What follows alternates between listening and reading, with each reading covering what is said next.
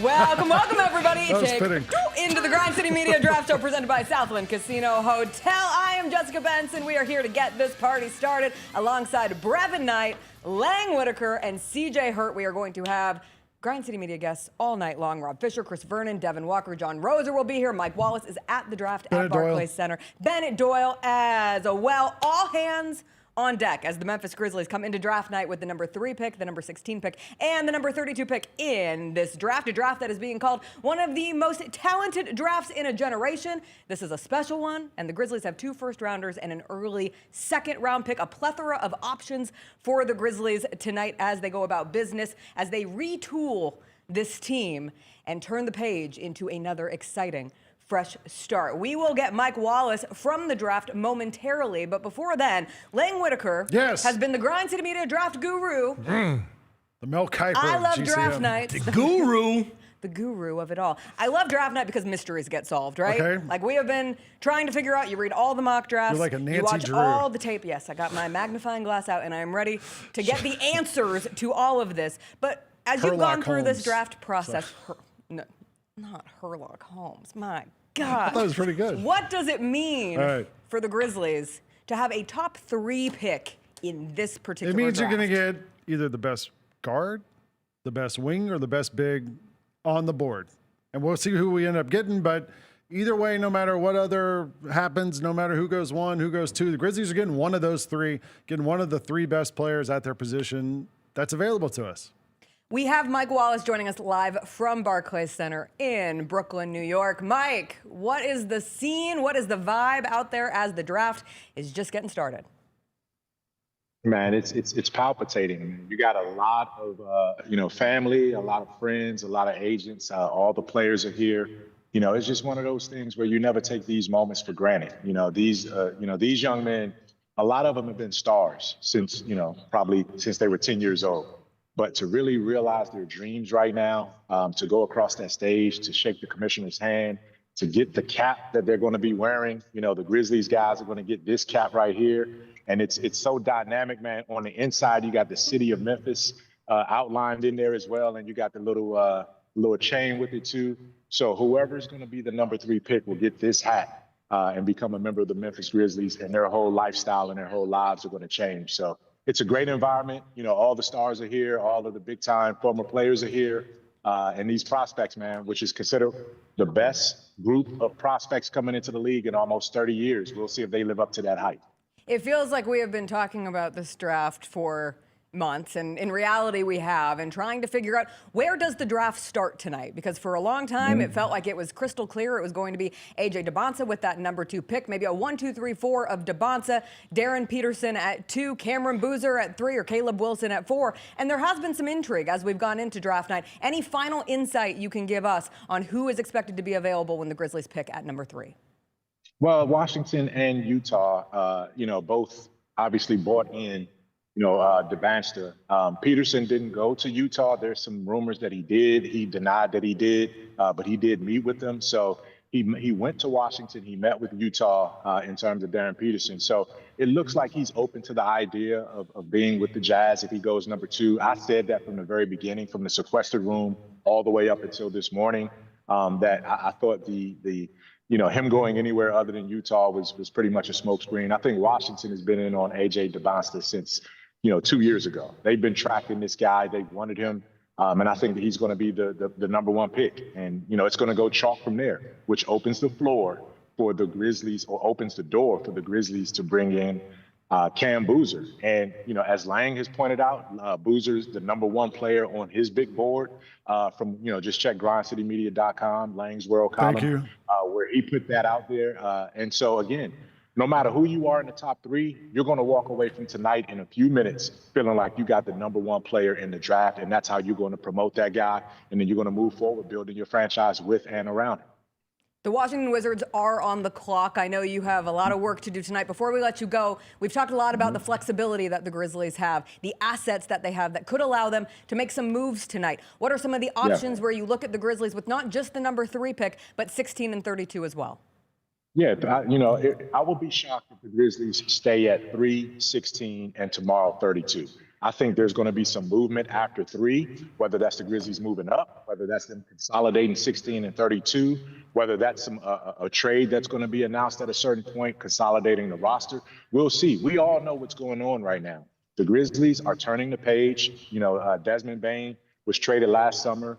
You talk about Jaren Jackson Jr. being traded at the February trade deadline, and Ja Morant is the hottest name that's out there right now that hasn't been involved in a trade as of yet. We'll see if that changes tonight. But the Grizzlies want to turn the page. They have 13 future and current first-round draft picks over the next 7 years, multiple first-round picks each of these next 2 drafts. So they have assets to do what they need to do if they want to move up. That's the biggest question going into the next 30, 45 minutes. Will the Grizzlies do what they need to do to move up into the top 10 from 16? We will see how it all plays out. Mike, appreciate you taking the time. Can't wait to hear you talk to the next member of the Memphis Grizzlies. And he will be sitting right here, right beside me in a few minutes. And you guys will have access to that as well, too. And have fun with it. I'll be checking in with you guys all night long. Good deal. Thanks, Mike. This is Mike. All right, Wallace. Oh. I thought you had a question for Mike on his way out. No question. No question. Just say, all right, I haven't seen him, talk to him. Earlier? Mike had some travel issues getting to Brooklyn. Give him a break, Okay. I'm just we're asking all questions here. Just trying to live our most fun life here on Grizzlies Draft Night. I got my wardrobe actually right across the street, man. There's a shopping plaza, Men's Warehouse. I got a wardrobe right across the street, but I had to leave it at the counter because I had to come here to do a walkthrough with the prospects. So, man, it was just crazy, man. It's just one of those days. Maybe by the end of the show, I'll have a new wardrobe on, man. So we'll see. That's we what can I'm get a different Mike Wallace outfit. Put on the draft hat. Hey, if this goes chalk, BK, man, and I'm sure he'll tell y'all this story later, but BK was teammates with Carlos Boozer, man. So he's known this Boozer family for a long time. He saw these young twins when they were just babies. So he knows what's coming in if it goes chalk. So I'm looking forward to hearing BK stories about the Boozers if it goes that way. Oh yeah, okay. I got to make sure. I'm gonna go through my mental Rolodex and make sure I come with the right stories. Because I got stories, but you got to make sure you have the right stories. There you go. We've all been around Carlos, man. We know Carlos got something with him. Thank you, Mike. We'll catch up with you a little bit later. I won't ask you for the Boozer story yet. Yeah, so you can take the time to formulate which one you want to go with. But I do want to ask you, BK, for a franchise hitting a reset like the Grizzlies are right now, with the picks, the space, and the vision for the young pieces that are currently on this team, to look at what they have the opportunity to do tonight, specifically with the number 3 pick, but in all the eventual moves that end up transpiring over the next 24 hours or so, what does this actually mean for the next chapter of Grizzlies basketball? It means that you're not in a full rebuild. You're in a retool is what they're in, because you already have some assets in place. Guys come back healthy, and you expect for them to continue to ascend the way that they have with the draft picks that you have or whatever moves that they make going into this draft and afterwards. You have to feel very comfortable and confident about where this organization can go. There are some teams where you get in this position, we already talked about, Mike talked about, with moving on to Desmond Bane, moving on to Jaren Jackson Jr. We don't know with the Ja Morant situation. A lot of teams would be into full rebuild, and you're trying to figure out where you're going. I don't think this team is having to figure out where they're going. It's figuring out the pieces that continue to fit around what they're doing. And so if they can, you're going to hit on the 3rd pick no matter what. Now, after that, it becomes, what are you going to do to continue to put yourself in a position to win, fill out some positions that they'll need. You'll still need to find, I think, another center as you move forward. How you and when you find it, you need to find another person who can create points on their own. And I think you still need to find some shooting. So there are some areas that the team needs to address, but they don't have to. It's not a, well, we'll kind of just see how it goes. It's like, well, we feel like make the right moves and we'll be right back there competing next season. It's the opportunity to get back to being a contender in the Western Conference ASAP. The pick is in for Washington as we await finding out who that pick is. I'll ask you, Brevin, of those 3 players projected to go 1, 2, 3, Dybansta, Peterson, Boozer, what impresses you the most about them as a collective, as 3 players who many are hoping will change 3 franchises tonight? Well, I think the biggest thing was how they were team guys who still had great individual talent and guys that played on both ends of the floor. I don't think out of either one of these 3 guys will you say that they're a sieve on the defensive end. What they give you offensively, but also on the defensive side, they compete at a high level. And that's all you want from your star guys is on the other end, you may not be the best, but I just want you to compete with everybody else. And that's what you get from all three. Brevin, while we wait for the pick to get announced, what are they having to eat tonight? In Brooklyn. In Brooklyn tonight. Listen, in Brooklyn, in this type of environment, this is nothing but Brooklyn pizza. Oh, okay. We don't go. No, you don't go. You Not don't Manhattan get pizza. No, Brooklyn pizza. Brooklyn pizza. Okay. You don't get fancy. We're gonna show you exactly what it's like in the NBA. All right, Adam Silver is at the Are we podium. going to announce like him announcing it? Maybe. Every pick. I love it. I was going to attempt my Adam Silver voice and He's then realized I walking to don't the even know stage. where that starts as we It's live go. AJ And it is Dybansta. AJ Dybansta. And the All right. mystery is over, which was it ever Or maybe really it's a just mystery starting. at all, or was it just the friends we made along the way? Maybe it is just starting because there has been chatter that perhaps the Utah Jazz at 2 might be looking at either Darryn Peterson or Cam That's Boozer. my thing. The realistic thing. If they're looking at Boozer, Utah, then they have to be looking at making a trade of one of their other front line guys. They are maxed out in the front line with the players that they have at this moment. And so to add another young guy, at some point, you have to say, well, then you must have plans on moving one of these other front line They guys. seem to have some sort of something going on with Kessler at the moment with his agents, but I think even if he's not there, Markin and Jaron and Boozer feels like a logjam of those three guys. So very similar players. yeah.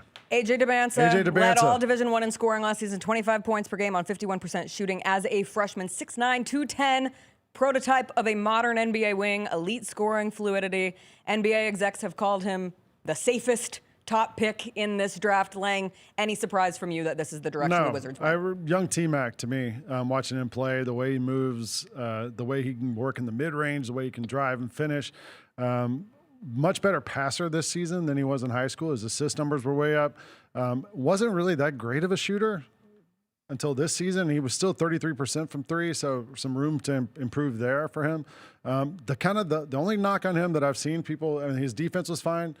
His dribbling could improve. His creation. Loose. Yeah, a little loose. Like you mentioned earlier, Brevin, we were doing a thing with Pete over in the arena. He's got his moves. He's got like 2 or 3 kind of go-to things. If he can get to his spots, he can get his shot off, he can score. The thing I love about him, and I said this earlier, is that people have been like picking his game apart for 5 years now, and he hasn't screwed up. He's made it to the #1 pick in the NBA draft. Have you seen all the interviews with his dad this week? His dad just seems awesome. Right. Like reading the interviews with his father, it's like I feel like this is a great first pick, good, safe pick, first overall. He's going to be great for the Wizards. Some concern, like you said, developing as a half-court initiator, but we're nitpicking with these guys. They're awesome. Their games are NBA ready. What do you see as the fit with Trae Young, who has his new deal with the Washington Wizards, and Anthony Davis, who's up there as well? I see that he can't be the focal point of opposing teams' defense. Yeah. And because he's going to get a third and fourth defender, then because of that, then you're going to see him be able to exploit some of those matchups. The other thing you like about it is his ability to run the floor. Trae Young loves to push the ball, loves to get into the painted area. So the condensing of the defense, the kicking out, he'll have rhythm shots, but also he'll be able to now attack a retreating a defender who is trying to get back to him. So I think this is a good fit in that he can be he's a #1 pick, but he doesn't have to be the guy that changes the franchise. Right. Because they just signed their franchise guy pretty much in Trae Young. Yeah. And you still have a franchise player in Anthony Davis. Yep. And now so I think the same way as with Cooper Flagg last year is going to be the same thing you get to see with AJ this year, in that you don't have to be the man. We're not making you be that. You can just go out and play and evolve in this role. And I like they have Lisa Salters interviewing the guys on like a fake living room now. Yes. This year, that's new this year. They're just cozy, you know? Let them have But you get to be there with your family. It's cool. Like, yes. yeah. Also, that couch is insanely low to the ground for these I'm about to incredibly say tall players.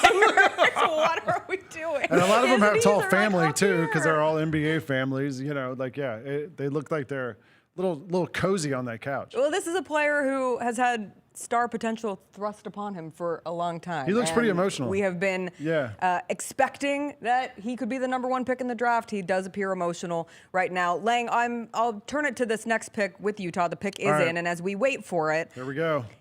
the debate between Peterson and Boozer here for Utah. Carlos Boozer, father of Cam Boozer, on staff. There's been rumblings there. It's long been expected, though, that Darryn Peterson is the pick here at 2.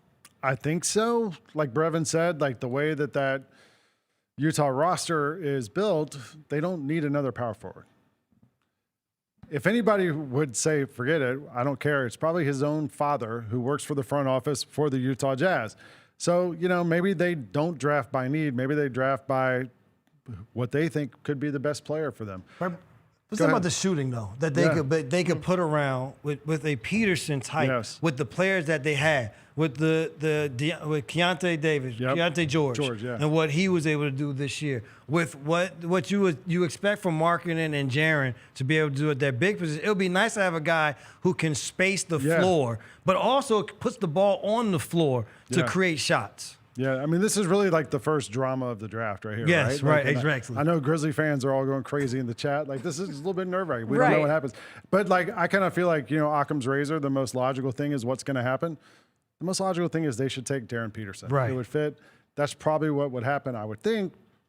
We'll find out what happens here when the pick comes in. And the pick is in. We're still waiting for the official announcement. The slow walk. Lang, you've had to talk about Darryn Peterson quite a bit in the lead up to this, and included in all talk with Darryn Peterson and how phenomenal he is as a prospect.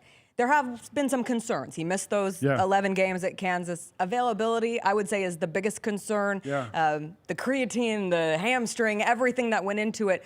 What level of concern do you have for Darryn Peterson as we sit here on draft night? You keep reading the last week that all the medical stuff comes back with no flags, that teams aren't really worried about that. Brevin's pointing at the screen. I don't know. Like, you want me to keep talking? They're milking this out. No, you keep talking, but I think they just told him. Here we go. I think they just Silver told is him. walking to the stage. Adam Silver is speaking into a mic that we cannot hear. Adam Silver is going to say that the Utah Jazz, with the number 2 pick in Darryn the first Peterson. draft, it is Darryn Peterson. I mean, if you think basketball, it makes sense. If you take out the whole Carlos Boozers, that's the part that scared me the most. Yeah, like this. Grizzly But outside of that, if you just want to say like basketball and the team that you have, this is the perfect pick for the team that they have and what they're doing. Correct.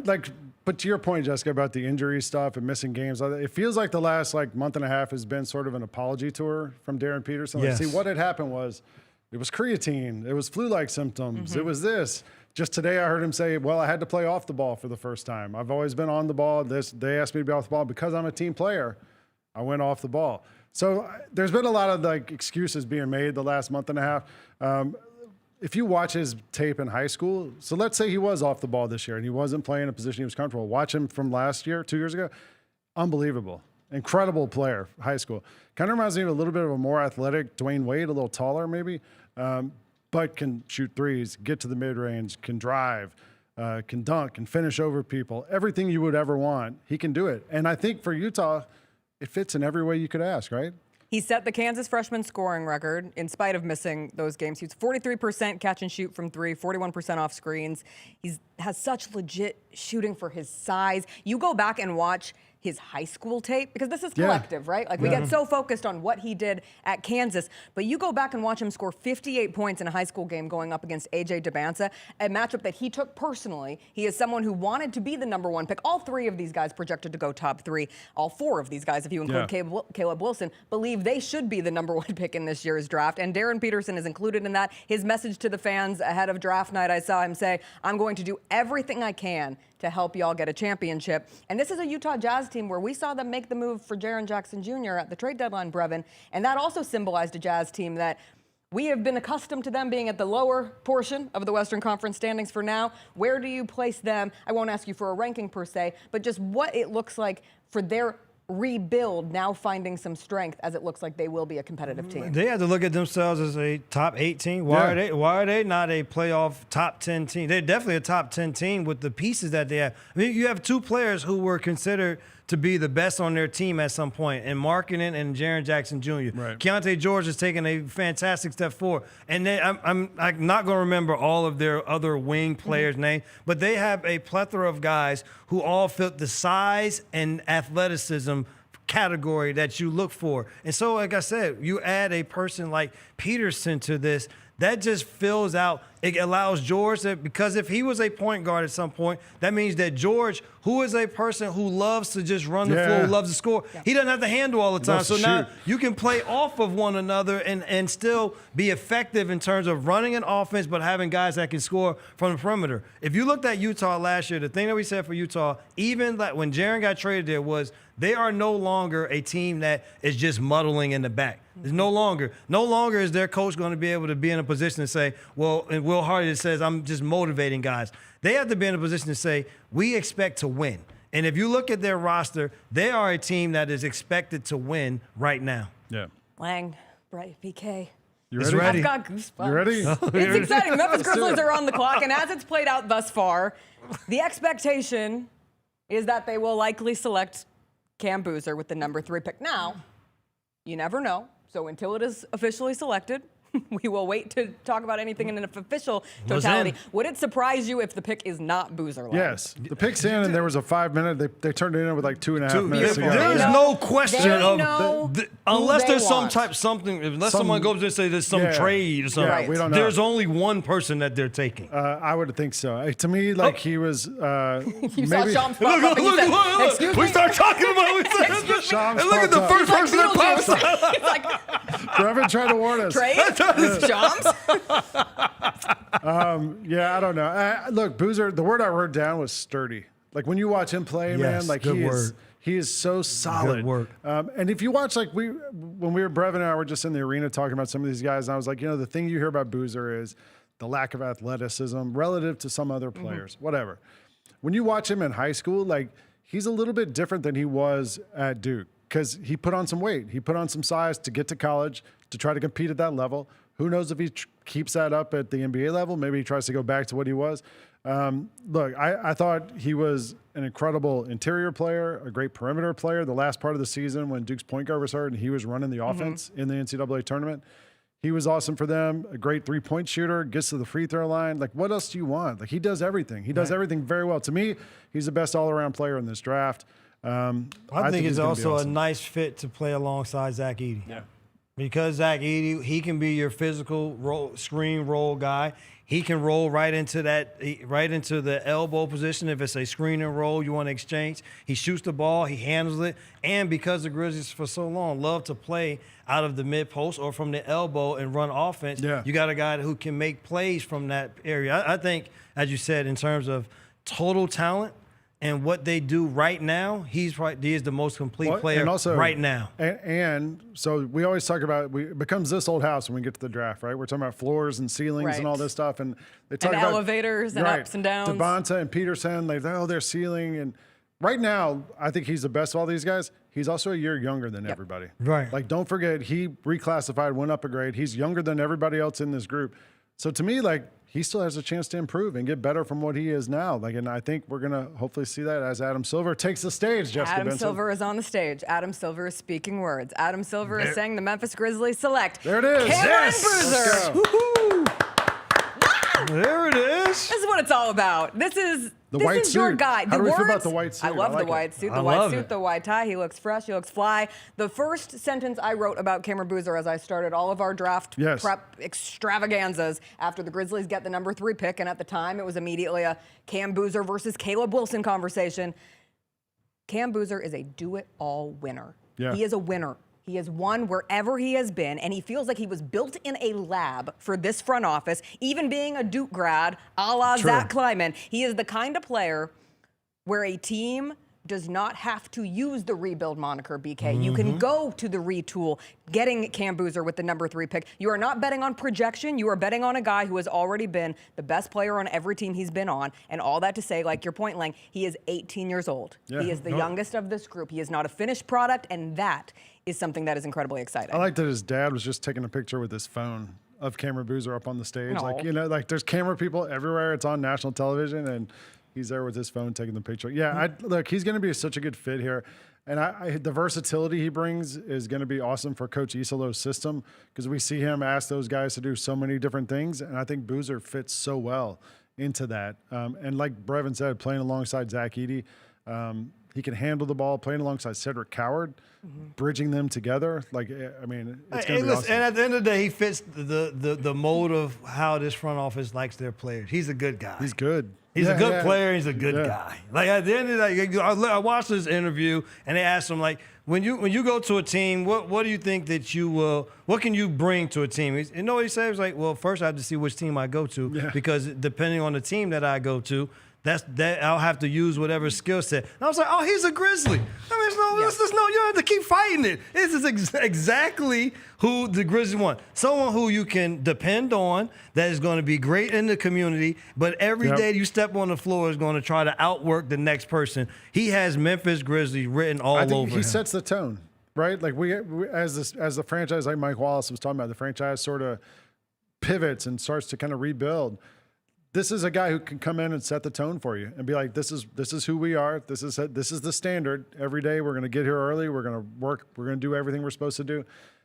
That's what he brings to the team, and he's 18. You've got a stable of those guys now. That's what it says. Cedric Coward. Yes. That interview yesterday as Cedric Coward, reporter extraordinaire. Cedric Coward coming for all of our jobs already. He's there on behalf of the NBA. He was interviewing players all through yesterday. And his interaction with Cam Boozer, he essentially said Cameron Boozer is an 18-year-old who sounds like a 30-year-old. And as Cedric Coward is saying that to Cam Boozer, I am reminded of a story Cedric Coward told us about Jock Landale joking that Cedric Coward is either the oldest rookie he's ever met or the youngest vet he's ever met. Yes. Because he's just wise beyond his years. And obviously the most important thing is, how is this player going to fit into a winning culture on the court? But a winning culture happens off the court, BK. It is just as important for all of these guys to be on the same page. And I think you really do have a prototype now, be it Cam Boozer, Cedric Coward, Zach Edey, Jalen Wells, and the others who end up making up this new faction of the Memphis Grizzlies. Well, and I think that to go along with, we were talking about the retooling of on the court, but this also the retooling of what the brand will be. What will the identity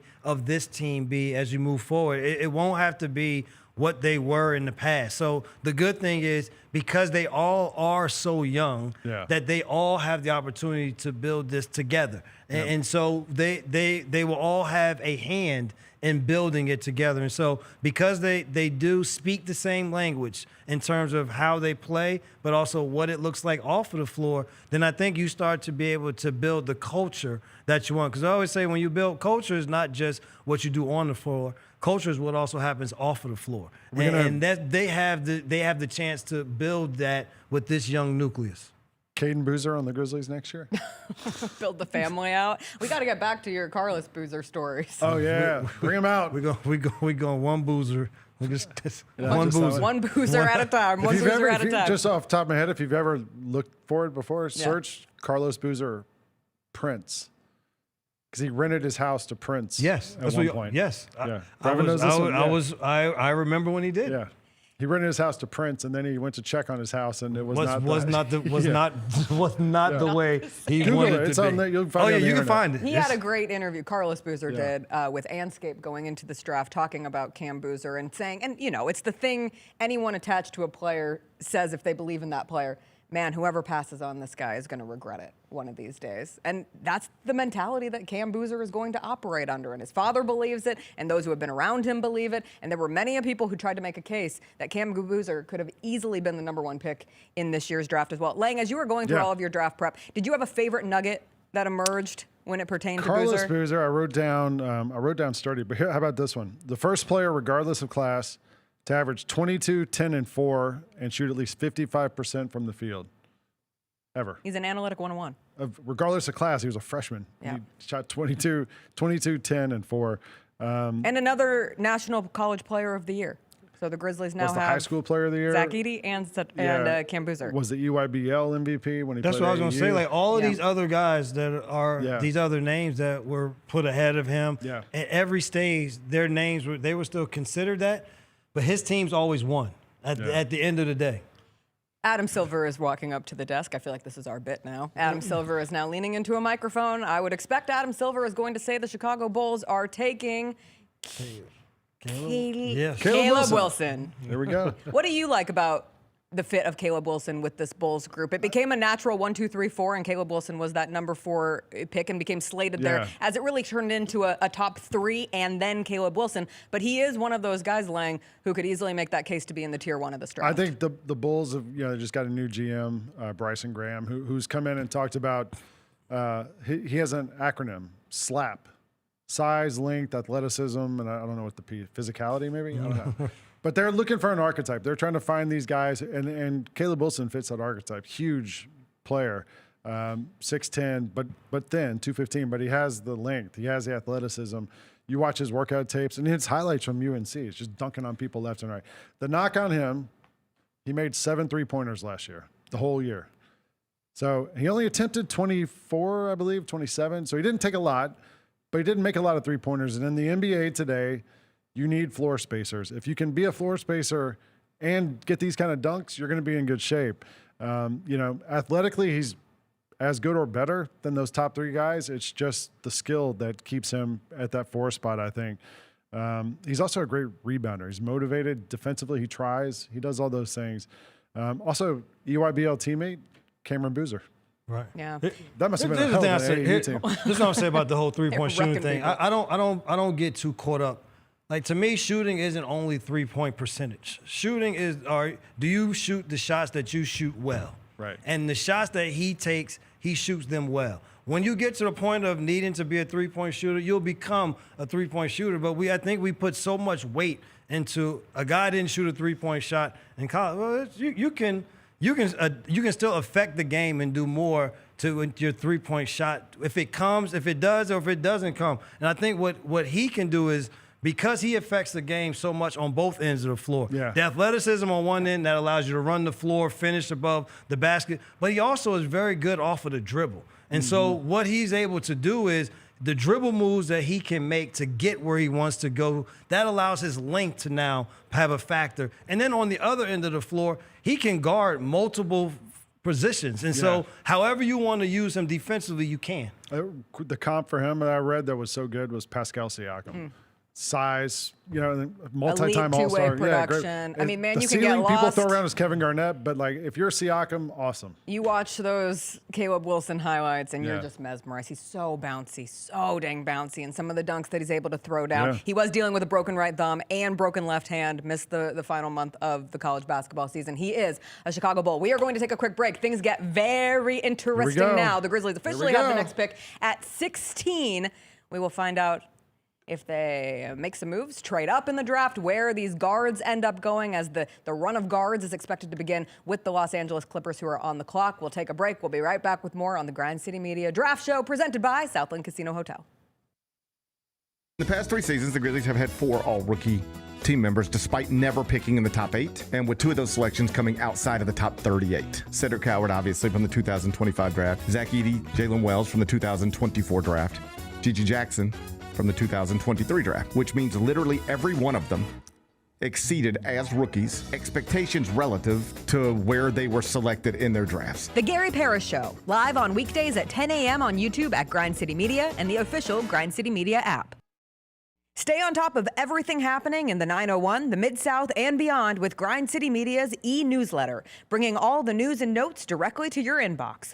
Lang's World, always by Lang Whitaker, touches on the biggest stories in the world of sports and pop culture, while Michael Wallace's Grizzlies Insider brings you all the latest coverage and analysis around the Grizzlies and NBA.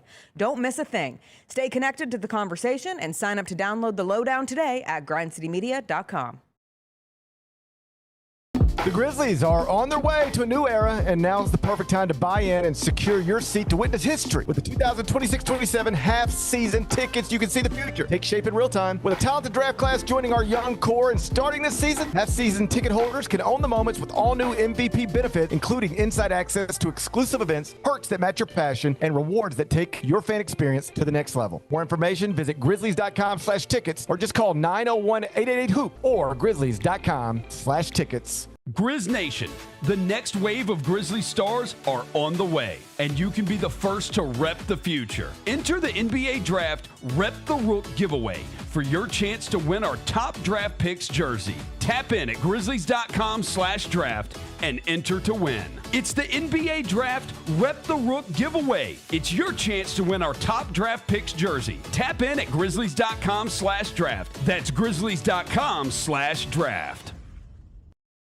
Name 100 active NBA players. 100 active ones. 100 active Bet. NBA players. And we're going to go back and forth. Victor Wembanyama. LeBron James. Cedric Howard. Jalen Wells. Gigi. Shai Gilgeous-Alexander. There we go. It took 77 players to get to Shai Gilgeous-Alexander. Tune in to the Jessica Benson Show with CJ Hurt live every weekday at 8 a.m. on YouTube at Grind City Media and the official Grind City Media app.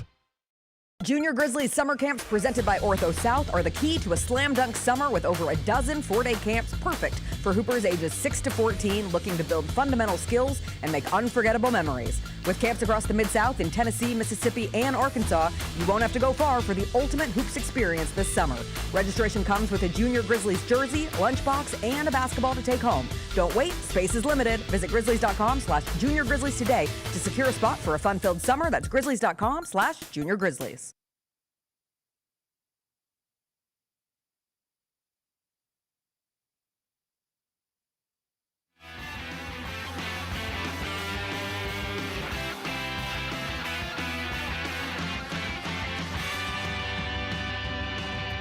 Welcome back into the Grind City Media Draft Show presented by Southland Casino Hotel. While we were in break, the draft really got started. It went as expected, 1, 2, 3, 4. Now it is this run of guards, and Keaton Wagler, the first guard off the board, as the Los Angeles Clippers with the 5th pick have selected Keaton Wagler out of Illinois. Lang, as you went through all your draft prep, Yes. Did it become pretty clear to you that Wagler was going to be the first of these guards to go? I thought he was the best of those. There's 4 point guards: Keaton Wagler, Darius, Acuff. I'm going to blank Mikel Brown and Kingston Flemings. Like, those 4 guards are kind of bunched in right here, and I thought he was the best of those 4. I mean, he has a crazy story. He was a 3-star recruit coming out of high school a year ago. Started the year on the bench for Illinois. They moved him into the lineup to have the best offense in the country. He's 6'5". He has size. He's legit. Most positionally versatile of the Added guards. 20 pounds over the course of the season, so people think he's like got a little bit more filling out to do. He had 0 dunks this year, and he's 6'5". So he's able to finish without being above the rim. Can he finish above the rim? I don't know. He never did this year. But yeah, I mean, in high school, he had averaged 12 points a game as a junior, and now he's the 5th pick in the draft 2 years later. Like, it's pretty impressive. Yeah. Well, the thing that you like about him is, if you're talking about the Clippers, is it allows Darius Garland, who's another one of these scoring point guards, to now not have to just have the ball in his hands. He can be a guy that plays off of the ball also. And so it allows a little bit more versatility for the Clippers, who need some versatility on their offensive end to have more guys involved. And so he not only gets himself involved, but he's able to get others involved on the offensive side. There's some real like Tyrese Halliburton vibes when you watch him. Like he's got the size, and he's not the fastest player, but he knows how to get to where he wants to be and get his shot off and all that stuff. Like I think he's really good. I mean, as a starter at Illinois, he averaged 20 points, 5 rebounds, 5 assists, shot 45% from the field. He's Just one of saw those highlights awkward from that 46-point game Yeah. where He's it was really coming out. He's an awkward move player, which is you don't think when he's going to make a move in the shot, you don't think that he's making that moving shot. Yeah. And so that's what gives him his advantages. Yeah. All right, this is where things do get interesting for the Grizzlies, because they do have the assets. If there was one of these guards that they fell in love with, that they wanted to be the guard of the future for the Memphis Grizzlies, or a guard of the future, they could find a way to move up. BK, I'll ask you, in a draft as deep as this one, where there is talent, they could get someone incredible at 16. Do any of these guards move you enough where you think, hey, maybe we see Shams Charania pop up on our screen to indicate that there is a trade? I'm a huge Darius Acuff fan. I think that his explosiveness on the offensive end and the ability to score is top level. And between he and the other two, I think the other two are guys that you look at and say, I think if you look into the field, I think you can see him being this, or you can see him being that. Yeah. I know what Acuff is going to be, and he has the mentality that he wants to be the best. He's one of those guys that when you want to talk about you got dogs on your team, that is exactly what it is, which is he comes for business. I'm coming here to get this job done, and whatever it takes to get the job done is what I'm going to do.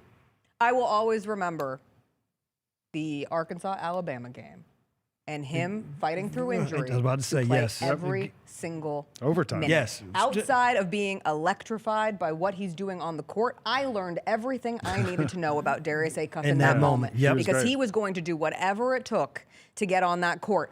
Everybody has their favorite. I've fallen down the Mikel Brown rabbit hole in the last easy week. to do. Oh my I've God, done you that. get lost in the sauce of those He's highlights amazing. and you are just convinced that he is the next great guard in the NBA. He also has the size. Lang, I mean, I think it speaks to the real talent available at those four guards that you listed. Everybody can pick their favorite. All could make a real difference in the league. Well, for me, with Darius Acuff, I wrote depends on place. Because, where is he going to end up? Because the Brooklyn Nets, how about this? The Nets last year had 5 first-round picks.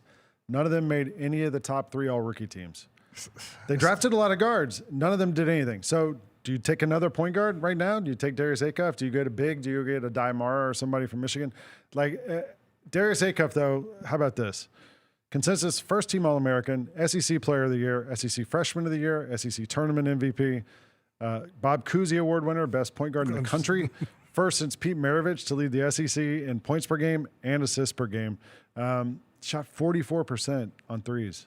I'm trying to say this. Average 6+ assists per game. The one thing with him is the defense. And, and I don't Arkansas was 10 points per possession worse with him on the floor. Per 100 possessions. I'm going to find out I promise you.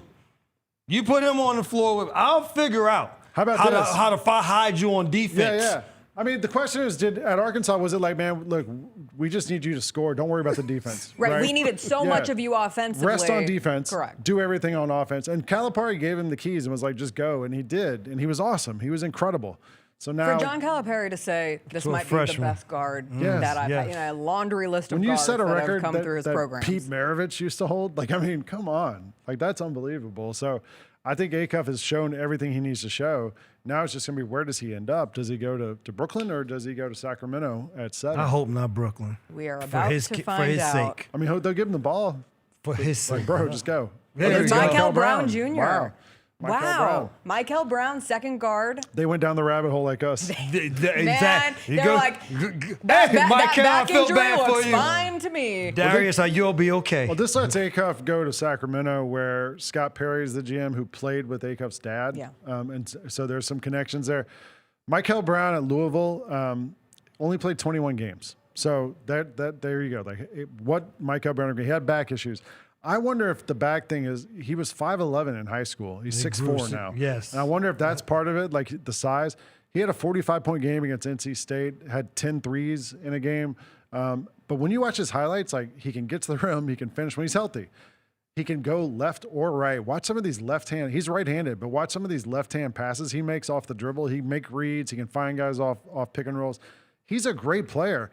I just didn't see that much of him this year, and I think that's the question you have is is the back thing something real or no? I think he has the highest ceiling in this tier, if healthy. I think, for sure, if he's healthy. And you saw the Brooklyn Nets, if you're watching the draft live on ESPN, along with us here on Grind City Media, the Brooklyn Nets front office Don't watch that. Having a great time as you saw them call in that pick. And there was reports this week that the Nets held formal visit and a workout, and they had organizational interest, and they feel confident enough to move up. Brevin, you said poor Mikel Brown. Can the Nets ever? I don't know. I honestly, none against the Nets, and right, just it's been a tough time. the Nothing fact against that the Nets, except that I hope he doesn't go there. Yeah, well, just because as you just said, it's almost a cemetery for guards. That you just continue to have more and more guards on your basketball team, but you need other positions in order for you to be good. And so, hopefully for him, that this is a start of something positive. I'm happy that he's in the NBA, and hopefully the Nets can continue to build. But you were talking about his passing. The thing that, and watching him, who came to my mind was Nickeil Alexander-Walker, in terms of a guy who can who people did not give a lot of respect to at one point, and then all of a sudden it has now changed to because you're able to see his ability to score, but how much he plays with the offhand and how much he does with his offhand is very similar. He doesn't have the defense of Nickeil Alexander-Walker. So he's going to have to keep putting the ball in the bucket to stay on the court. He's a little smaller too. He's like 6'3.5". Yeah. Just in terms of his use of the offhand is in that way. Ambidextrousness. Yes. Is that a word? It will be tonight. Ambidexterity? Whatever it is. This now puts the Kings on the clock, and I think there's a lot of expectation that they will select Darius Acuff with this pick. We'll bring up the greater conversation with the Grizzlies, because as we talk about the Grizzlies perhaps moving up from 16 in this idea of targeting a guard, they have guards in Ty Jerome, Scottie Pippen Jr., Javon Small. Ja Morant is also still on this roster as of today. He is contracted with this team. There have been rumblings that perhaps a trade could happen here on draft night. We had the big Giannis trade that happened late last night, and that felt like a big domino that the NBA was waiting to fall through, as Giannis will now play for the Miami Heat, link up with Bam Adebayo down there. Meanwhile, moving on from the Bucks, where Taylor Jenkins is now the head coach, they get a haul back in return. As you look at these guards and a team like the Kings, any chance this is a team that could have been maybe making a call about Ja? I mean, sure. I think you look at teams who have need and teams who have assets, right? Like those are the two things that are going to teams you can look for that might be interested in Ja Morant. The Kings, they need everything. I wonder if a team like the Bulls is a landing spot for him, where they've got a new GM, they're trying to change things up, do something new. They just got a wing guy in there, bring in a point guard to help him out. They just traded for Nick Claxton, who played with Ja and they love Buzelis. They've got like a little core there, and you need someone who's a little bit older to be with them. I don't know where the landing spot is for Ja though, and if a team like the Kings drafts a point guard, that takes one more team off that list to me. So you're just looking for a fit for him. I mean, Miami has two players and that's it, but they don't have any assets left. So where do you find like that sweet spot of assets and availability, I think, for Ja? Right. And BK, as we saw this team move into, and as we call it a retool, the timeline set this forward. First moving on from Desmond Bane, then giving it one more go of, well, maybe it can be Ja Morant and Jaren Jackson Jr. and a young core built around them. And then once the trade deadline hits and Jaren Jackson Jr. gets sent to the Jazz, I think it was very representative of a decision by this front office to really invest in the younger players on this group and make a push with them moving forward. How do you evaluate the Ja situation as we sit here tonight on draft night? Any thoughts on if we will see him moved tonight or before the next season? Well, I mean, I think for all of us, it is the elephant in the room. And at this point, in a lot of ways, there's Acuff to the Kings going on to the Kings. And so I think the other thing that it does is it doesn't allow you to be excited for what's to come because you don't know. Like, we would love, I always tell everybody, we would love to sit here and say, for me, I would love to say, man, it's going to be nice to see the Ja Morant, Zach Edey pick and roll, Boozer rolling into it. Boozer maybe coming to the high post, dribble handoff, Ja coming off, throwing a lob to Boozer rolling down the paint, or Edey roll. Like, we would love to be able to talk in that fashion, but we're having to talk in the fashion of, well, we don't know. And if he is, if he isn't. But I would say for this, wherever and whatever happens, it is going to be incumbent for him to understand this business, whether you're here or not here, and then continue to maximize. And then it's incumbent for this Grizzlies team to acknowledge what he has done and then continue to move forward with the players that they have. But at some point in time, it would just be nice for us to have some answer to that question. Clarity is a beautiful thing, and clarity allows for all of those emotions to exist. I think when you're caught in the in-between, sometimes it's hard to know which emotion to place where. I talked to a fan this week, and I thought she put it pretty perfectly. You can have all the emotions. You can love Ja Morant forever and what he has meant to the city and the importance and the moments that he delivered for this team, and you can be really sad if that is coming to an end, while also simultaneously being really excited to have this opportunity in this draft with both the number 3 pick and whatever comes, be it even if it's 16, a draft like this, and 32, what they do there. This is a front office that has had success drafting later, or with the picks, the diamonds in the rough that they have found later in the draft. So it's figuring out how to deal with all those emotions on a night that really could, we look back at this night as one of the most important in franchise history. Well, I tell a lot of people, that, especially when they ask me, I say, none of this is personal. Yeah. Like at the end of the day, I think that for all of us, for me, selfishly, I would love to call Ja Morant games until the day he says he retires. Because every night you know that something spectacular is going to happen when he's on the floor. But the reality, and someone who has played on multiple teams, is unrealistic for you to believe that someone's going to play for one team the entirety of their career. Yeah. It's just not this. That is not how the business is set up. And so you don't get caught up in it being an emotional thing as the person Ja Morant. This is just the player Ja Morant may have to go somewhere else. The love that we have for him will never change because what he did for our organization. That'll never change. When he comes here to play, it's not going to all of a sudden be like, oh, we don't rock. Yeah. We're going to still love to see Ja Morant Forever and coming to always. forever. And so I always tell people this is called the business of basketball. Yeah. This is not called the business of personal relationships. That's not what it is. It's a business. And so moves happen, trades happen, but you don't lose who the people are in the relationship you have. Yeah. You just kind of move on. I learned like a long time ago doing this that you can root for the player or you can root for the person. Yep. There's two different things there. It's easy to root for the person. The player, like they come in, they get traded, they get bundled in free agency, whatever. The person's a different thing. Like Ja's always going to be one of the favorite people in Memphis. Beloved. Forever. Yeah. Man, the notion of walking into that building every night, and like you said, BK, you truly never knew what you were going to see. I told someone, Never. man, like, I mean, I've seen more basketball games than I've seen anything else in my life, probably. And every time I watched Ja play, he did something I'd never seen before. No, it's the Every most time. exciting time of my broadcast career. Yeah. And I'm going back to Western Conference Finals. It was fun to be in there, the arena. But we had never had anybody to be the type player that he is, to do what he is capable of doing on a nightly basis. There's just sometimes it doesn't work out in that way. And I know what I'm going to do. If there is a trade, I'm going to root hard as hell for him to have a we all are, I fantastic think. freaking career as he moves forward, to be the best player that he can be. And I'm going to stand up and watch his games as we go forward because that's how much we like the person. Right. And that's the person that we got to know in these 7 years. Yeah. I will be a Ja Morant fan for the rest of my life.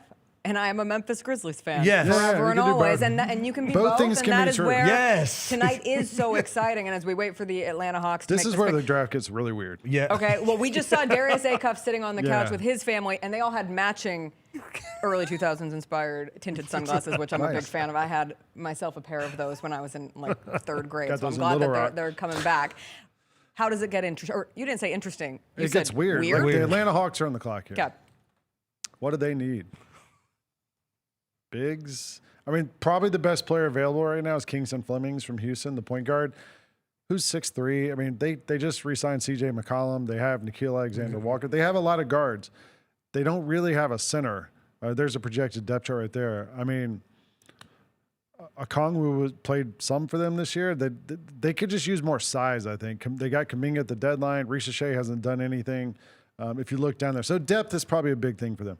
I don't know if they go after a need for them. I don't know if they go after a Kingston Flemings here or if they go like a Aday from Michigan. I was going to say the Michigan the big kid. from Michigan. Or how about this? You know, the second half of the season after they traded Trae Young, their offense was just kind of like, let's get the ball down the court and try to out-athlete you. It was more like cuts and moves and not like set plays because they didn't have a PG. The guy who I think would be really interesting is Brayden Burries from Arizona. I like him. Who's almost more of a 2 than a lead guard, but he has size. He plays defense. He's hard. He plays hard. Like he's a great kind of throwback player. He might be an interesting fit on the Atlanta Hawks here with this pick. Yeah, because you got Jalen Johnson who will be there. You kind of look at him as being their go-to guy, and then from there as you said, C.J. McCollum, of course you re-signed, but I would expect for his role to become a more diminished role. Yep. And so they're going to need, and that half court set, guys that can create. but another team that you need some guys to make shots. Yeah. And so can that be addressed at some point in time in terms of some of the shot making that they'll need? Because as you said, in that movement offense, it's nice for everybody to be moving, but you need somebody to make something. Yeah, C.J. McCollum saved them a lot down the stretch just by taking those crazy shots and making stuff. I mean, Flemings only shot 33% from the perimeter this year, and probably has some room to grow, get bigger or stronger. I mean, he's the youngest of these guys. He's 6'4" with shoes on, 190. So he's sturdy, but had trouble finishing at the rim some this year too. But at the same time, freshman who played for Kelvin Sampson, which says a lot, and finished all Big 12, consensus second team All-American. And Kelvin gave him the basketball. Yeah, and let he him run his trusted him. team. Yeah, so that says a lot for Flemings and what he brings. And the Hawks are, you want to call it, Jessica? The Hawks are about to make their pick. Yeah. Adam Silver has walked back up. Nice crisp navy blue suit for Adam Silver tonight for this draft. And There it it is is. Kingston Flemings. There you go. And I was going to ask if either of you happened to read the letter I that did. Kingston Flemings wrote to NBA GMs. He wrote it for the Players Tribune. It came out today. I thought it was a real awesome thing to see from him. And again, you talk about the player on the court, but also who this is internally. What's going on up here? And I could not have been more impressed from the words that Kingston Flemings wrote. Lang, you read it as well. Let's be clear. Kingston Flemings didn't write that. Oh, don't ruin all my Player Tribune dreams all the time. I got offered a job at the The Players Tribune. ghostwriter of Kingston Fleming did a great I got offered a job. job. Well, somebody else writes those things. Always does They this put their to name me. on it. But it was his idea. Yeah, It's the spirit it's of his Kingston emotion, his Flemings. thoughts that was like saying, "Hey, like I trust me." It was basically that was the message. It was like, "I'm going to be good. I'm going to do what it takes. I understand." He talked about he was in a bad car accident as a kid, was run over by a car, and was able to kind of like bounce back from that. You watch these clips of him, you know, like we said, like playing at Houston. He finished a number 2 seed in the NCAA tournament. Sweet 16 with him at the lead. Chris Cack, another guy from this team who's probably going to be a later first-round pick. So they had talent, but Kelvin Sampson likes those vets. I also wonder if in the NBA, like they're not really an up-and-down team, Houston. They play half court. They grind you out. They're good in defensively. Come down, set up. In the NBA, like when he has better athletes around him, maybe it opens things up for him a little bit more and gives him a little more opportunity to drive and finish like that. Well, I think the other thing that you like is anybody that comes from Houston and Kelvin Sampson is going to be a level of toughness. And so coming into the association, what you need to be able to have the skill to be able to play, but you have to have the mental toughness to go through what rookies will go through, whether you're playing, not playing, when you are in the game, how are you excelling, what your role will be. And so I think the one thing that the Hawks can be comfortable with is they have a couple of hard-nosed guys, Dyson Daniels with how he plays, Alexander Walker, how he plays, C.J. McCollum with the way that he thinks the game. And so I think you add a player like Flemings just adds to that same stable of guys that you already have, and the mentality continues to stay the same for this Hawks team. And he can run the offense. Like he did a good job taking care of the ball at Houston. That's why he got to play, because he was out there and didn't turn it over. So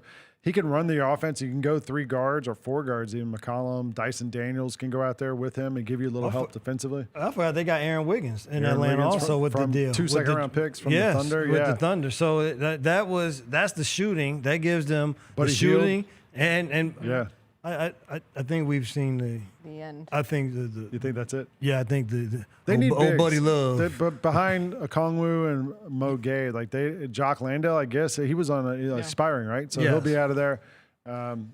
They need some bigs, and like Asa Newell was supposed to maybe be that, but he's still light. So they need some other big help in there. But they have a pretty nice team. Like they seem like they kind of figured it out after they traded Trae Young. I wonder if that's a coincidence or not. I'm really interested in this next pick, and it became far more interesting after yesterday's big news that Dusty May is now the head coach of the Dallas Mavericks, as CJ glares at me from behind the glass, still in his Can I make a prediction? sad feelings. Yeah, go for it. Burries.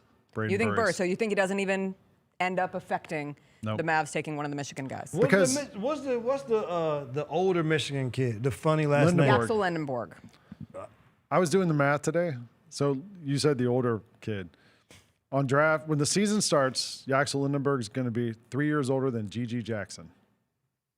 How you like that? I like him though. Yaxel was on the mic going into the draft tonight, and he said, "Draft me, please," to his coach. To his coach. But that's his coach. You know, it's not an actual He desperate told his coach plea. to It's draft a joke. couple of us. These are his actual players, 3 of which who could go in the top 20 of tonight's From what draft. I read today, Dusty May does not have as much sway in the drafting. But also, it's not only his first draft. It's Masai Ujiri's first draft as the GM for Dallas. So he's going to get his guy here. And the new owners, those new That's owners right, want they want their say. Yeah, Dusty is happy to be the coach. See, they got my boy Michael Finley in there, in their green room. Shams Charania just tweeted, "Have a feeling new Dallas Mavericks coach Dusty May will be bringing a Wolverine up next here at we go. number 9 Maybe I'm wrong. in his new job.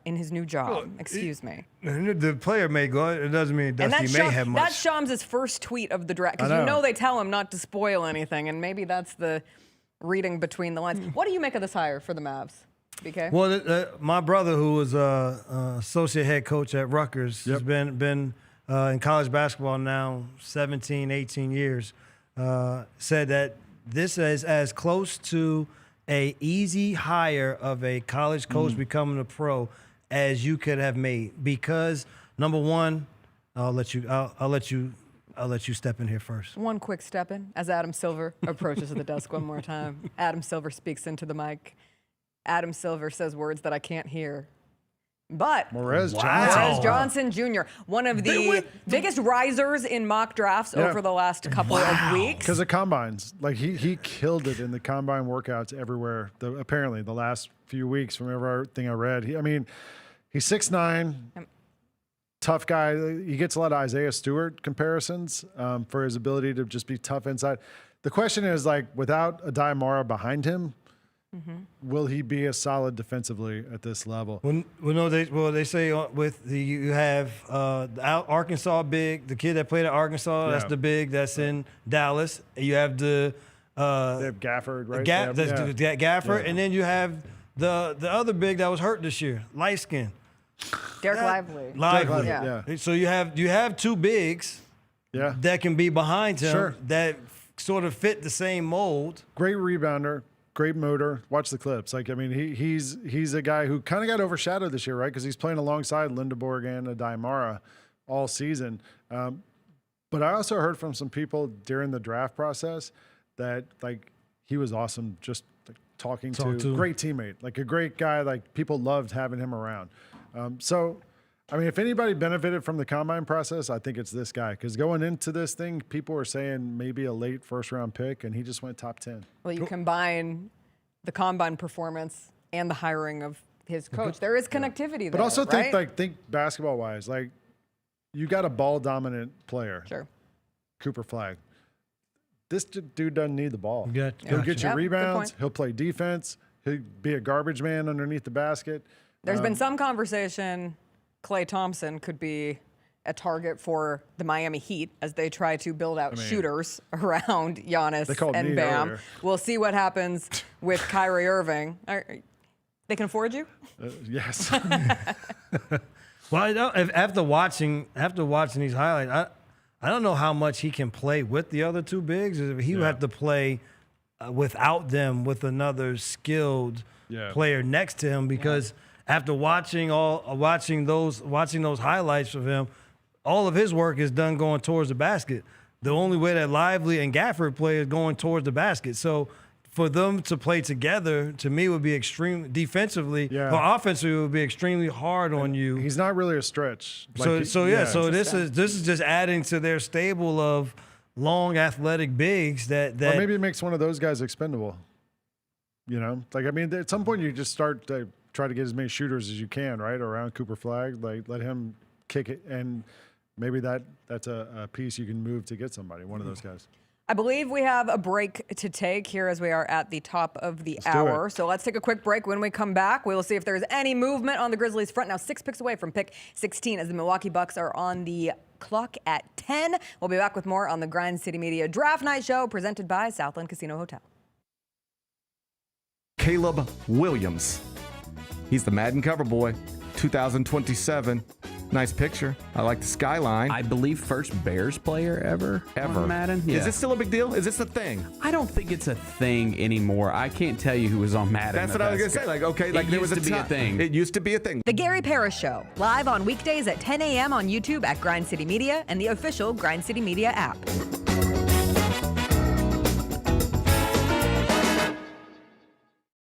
Stay on top of everything happening in the 901, the Mid-South, and beyond with Grind City Media's e-newsletter, bringing all the news and notes directly to your inbox. Lang's World, always by Lang Whitaker, touches on the biggest stories in the world of sports and pop culture, while Michael Wallace's Grizzlies Insider brings you all the latest coverage and analysis around the Grizzlies and NBA. Don't miss a thing. Stay connected to the conversation and sign up to download the lowdown today at grindcitymedia.com. The Grizzlies are on their way to a new era, and now's the perfect time to buy in and secure your seat to witness history. With the 2026-27 half-season tickets, you can see the future take shape in real time. With a talented draft class joining our young core and starting this season, half-season ticket holders can own the moments with all new MVP benefit, including inside access to exclusive events, perks that match your passion, and rewards that take your fan experience to the next level. More information, visit grizzlies.com/tickets or just call 901-888-HOOP or grizzlies.com/tickets. Grizz Nation, the next wave of Grizzly stars are on the way, and you can be the first to rep the future. Enter the NBA Draft Rep the Rook giveaway for your chance to win our top draft picks jersey. Tap in at grizzlies.com/draft and enter to win. It's the NBA Draft Rep the Rook giveaway. It's your chance to win our top draft picks jersey. Tap in at grizzlies.com/draft. That's grizzlies.com/draft. Name 100 active NBA players. 100 active ones. 100 active Bet. NBA players. And we're going to go back and forth. Victor Wembanyama. LeBron James. Cedric Howard. Dailyn Wells. Gigi. Shai Gilgeous-Alexander. There we go. It took 77 players to get to Shai Gilgeous-Alexander. Tune in to the Jessica Benson Show with CJ Hart live every weekday at 8 a.m. on YouTube at Grind City Media and the official Grind City Media app. Sacramento King fans, whatever you do, do not swipe. De'Aaron Fox, they fire Mike Brown. Oh, no. Tyrese Halliburton. Oh, no. Oh, no. Man. Oh, no. 5 NBA Finals appearances in the last 4 years for people that were in the Kings facility. The Chris Vernon Show, live on weekdays at noon on YouTube at Grind City Media and the official Grind City Media app.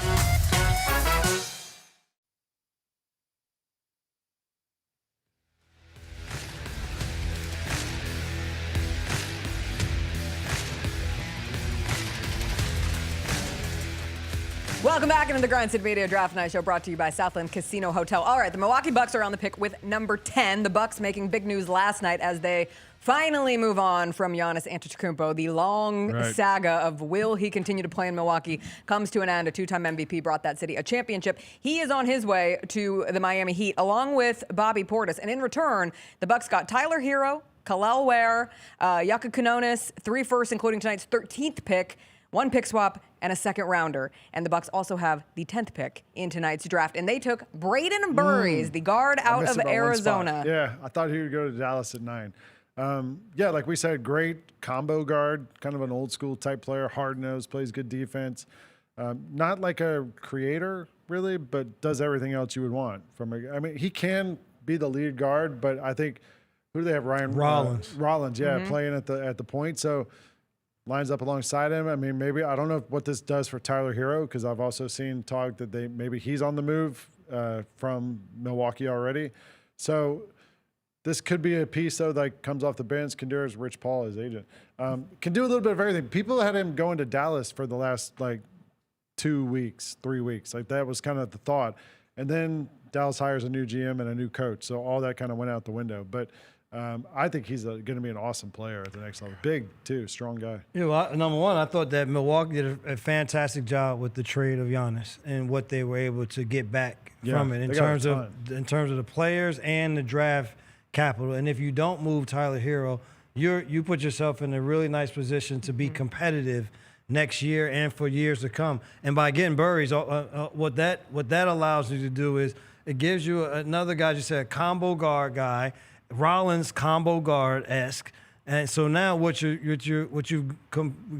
kind of put together in your backcourt is guys that you can't try to play one way. Yeah. And that then also conversely on the defensive end, two guys that compete hard because Rollins was tops in the league in steals last year. And so Burries another guy that defended multiple positions when he was at Arizona. So you have a defense, but you also have guys that can push the ball, IQ players. And with Taylor Jenkins, Taylor does not mind the ball being pushed up the floor, but he would love to have guys that have high IQ. And so these are guys that fit well with what he would like to do. They still have a lot of stuff to figure out. Like, the Giannis trade just happened. You lose your franchise guy. Like, they've got a lot of nice players. They don't have a franchise player anymore. But I think like what Brevin said, so much was made of they waited too long. They're not going to get anything back in this Giannis trade. And when that trade came through last night, I said, they've got some stuff. I said Milwaukee won. Yeah, for sure. Honestly, when the trade happened, I was sitting there talking to my son, and I told him, I said, I believe. There's the list of who they got. I mean, look at these. If they do nothing, Khalil Ware is a fantastic young player with great upside. Jaime Jaquez was sixth man of the year, candidate this year. The Yakukonis kid is a wing player that if he continues to grow with his size and the way he shoots the ball can be a nice asset. The first round picks that they get, the swap, I thought they did. If you have to move on from your franchise player, there's no better way to put yourself in a great position to compete now, but also for your future to still be there. You said you felt like the Bucks won the trade. How do you evaluate Giannis's fit in Miami? Lang talked about this a little earlier. I don't know who else they're going to play with. Because people talk about combining him and Bam. Well, neither one of them are perimeter players. Both of them need to go to the basket. So who else is going to be there to make it better for them on the perimeter? With their team that they have right now, you see up there at Wiggins, you put up there Norman Powell. Those guys are on. Powell's a free agent. Powell's a free agent. Yeah. So you look down. The rest of these guys are unproven players. Who's your third option? Pele Larson? That's what, Bobby Portis? That's not this is, and people try to say that this is a top 3 team in the Eastern Conference. I give it an eye for incomplete.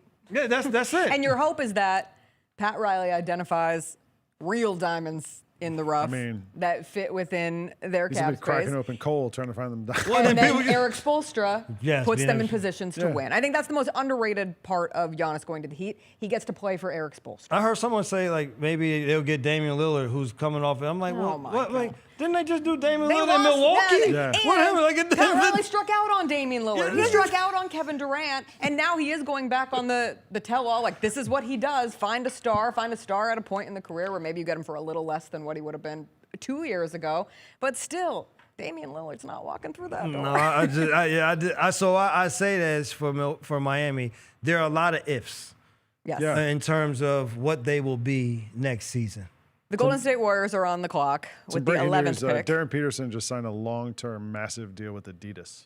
To be one of their faces. Adidas. An Adidas guy. No, Acuff was Reebok. Yeah, he signed with Shaq. Yeah. What's Boozer? I don't know. Oh, Jordan. He has a Jordan sneaker that he's wearing. Okay, right. Jordan. Yeah. Circling back to Boozer, because don't think I forgot. And we've got 20 minutes left in our segment before the next crew takes over. I want to see this one, though. I do too. I'm very intrigued. You're very close to one Warriors I sure am. Unfortunately. But I really want to see what Golden State does with this. Do they go for maybe the best fit right now? Do they try to get Nate Ament or somebody who might take a year or two? But they're trying to win right now, right? So they go Lendeborg, who's almost as old as half the team already. I don't know. This could be a real interesting thing. The thing about Lendeborg also was he had some issues in high school. Oh, yes. And he had to go to JUCO. He had to play UAB. He had to get – so maybe you put a Draymond next to him, somebody who's hey, this is my team. You come be part of this. It worked at Michigan. Maybe it'll work there. As we await this pick from the Warriors, we do have video of Cam Boozer and Cedric Coward meeting after Cam Boozer officially became a member of the Memphis Grizzlies. They had their exchange yesterday. These are two players who would have been teammates at Duke. Had Cedric Coward ended up going to Duke rather than shooting up in the NBA mock drafts last year and then ultimately declaring for the draft and becoming a member of this Grizzlies team. I'm excited for these two. I think they are, it's like Spider-Man meme, mature, young Look like lottery Boozer's type. legit 6'10", 6'9". Yeah. He is. I mean, with Stan, the way how much bigger he is than Cedric Coward standing there shows that was a good representation of how big he really is, and so that was hey, those two are gonna be dapping each other up for some years to come. Hope so. I hope Edie and Boozer are punishing as a front court for Bruise years to come, brothers. just bullying smaller lineups for years to come. That feels. Somebody said we got the booze cruise coming on the Mississippi. Say it now. All I aboard. saw that in the chat earlier. Yeah. Is that going to be the new riverboat name? The Booze That'd Cruise? be cool, yeah. The That Booze would be Cruise. cool. Lean into it. A lot of these things are happening. I'm gonna tell you, to be honest with you, I was excited about Oh, 3. now you're going to be honest Yeah. with us? Yeah, I'm gonna be honest Oh, now. thank you. An hour 14 in. Yeah, Thank God. I was giving y'all the other stuff, but honestly, I wasn't excited that much about the 16 pick in terms of choosing somebody. But with the way that kind of this is shaking out, with the Tennessee kid not being taken yet. And we were talking about shooting length and I think that's what he's going to be. Okay. It's kind of what he was. He was more of a perimeter guy with size, not so much on the interior, but showed a nice stroke. And so let's kind of see how this continues to play itself out as we get closer to 16. It hasn't been crazy by any means. It's been a pretty I would say standard like draft. Ament right now is probably the most talented player on the board, best available player, but he's a guy who needs some development. And like I think if you go to a Golden State, they want someone to right play with now. Steph need right now. now. They So need this moment, and that is Yaxel Lendeborg out of Michigan, a member of As the you said, Golden State they Warriors. need playing now, but we got a bunch of young guys that are playing now. You can have some time to fit in. Also, like he has a real system here. Like if you get here, like here's what we need you to do. I remember Brent Barry one time told me like the best thing you can tell a player is exactly what I want you to do. 100%. And if you come here, like hey, this is what we need you to do. At Tennessee, like Ament was kind of having to carry the team at times, and like it was kind of what's happening here. Lendeborg, I think, is going to be interesting with Michigan because we see, coming from Michigan to the Golden State Warriors, because he's going to be asked for the first time in a long time to do a lot less than he's ever been asked to do. He's was the best player at UAB, and for most of the season was Michigan's best player. Yeah, Big Ten Player of the Year. He was Defensive Player of the Year at UAB. Ends up at Michigan. Awesome 6'9", all-around 235. player. Yeah. He's 23 years old. He'll be He is 24 almost 24. when the season starts. That was always going to be the knock, but for a team that wants a close to fully developed player like the Warriors do right now, they've got one in Yaxel. He's the replacement for Kuminga, in some ways. I would say in terms of a younger player who you can see being in a rotation. I think of him like kind of like Rui Hachimura, like a big who can shoot and rebound and do those things. And look, he had some bad grades in high school. He missed 2 whole seasons. There was this weird social media video where he's anti-Purdue, to put it politely. So there's some like questions about his maturity, I think it's fair to say. And we'll see if this is a thing where, hey, look, we have a lot of mature guys. We have Jimmy Butler and Draymond Green. You're going to go right between them. Yes. And they needed, like I was saying, they needed youth. They needed someone to they got the old guys, but you need to continue to build with the young players that they do have. Yeah. It should be a young player who is mature in terms of basketball years is what they'll be able to get. And don't worry, he'll have nightmares about Dane Danger for the rest of his life. That's how Memphis fans will always remember Yaxel Lendeborg. Some news with Cam Boozer. I know you guys probably don't care about this, but I know that there are people out there on my level who follow the Zodiac GM. Oh, yeah. Well, he which was is a the good fit, right? astrological fit of these players on teams. You laugh, BK. There's real stuff there. Cam Boozer, A+ synergy grade. Right. With his fit with the Memphis Grizzlies. He doesn't give a lot of A+ out. I'm serious. You're new to this. I'm true to this. Yes, I am. Doesn't give a lot of A+ out. Connects well with Edie Wells, Coward Jerome, Clayton and Aldama, Coach Islo, Morant, Gigi Jackson. Amazing pick for the Grizzlies. A perfect fit with their core group. He'll need some time to gain experience, but in terms of synergy, they are building a rock-solid foundation. I think he's the only A+ of the night. Well, I'm glad. I am glad that AJ Dybansta, C+ for the Wizards. Right. Oh no, I'm glad that thine eyes can see the way that the Zodiac guy can feel. Exactly. It's a good. It's the synergy. It's all coming together. All right, give us your best Carlos Boozer story. The thing I always say about Booz is Booz was the silliest, most serious person that I've ever been around, in that when it was time to play basketball, he was super serious. But if you wanted to, now you move away from the court, then he was a totally different person. And so I say there is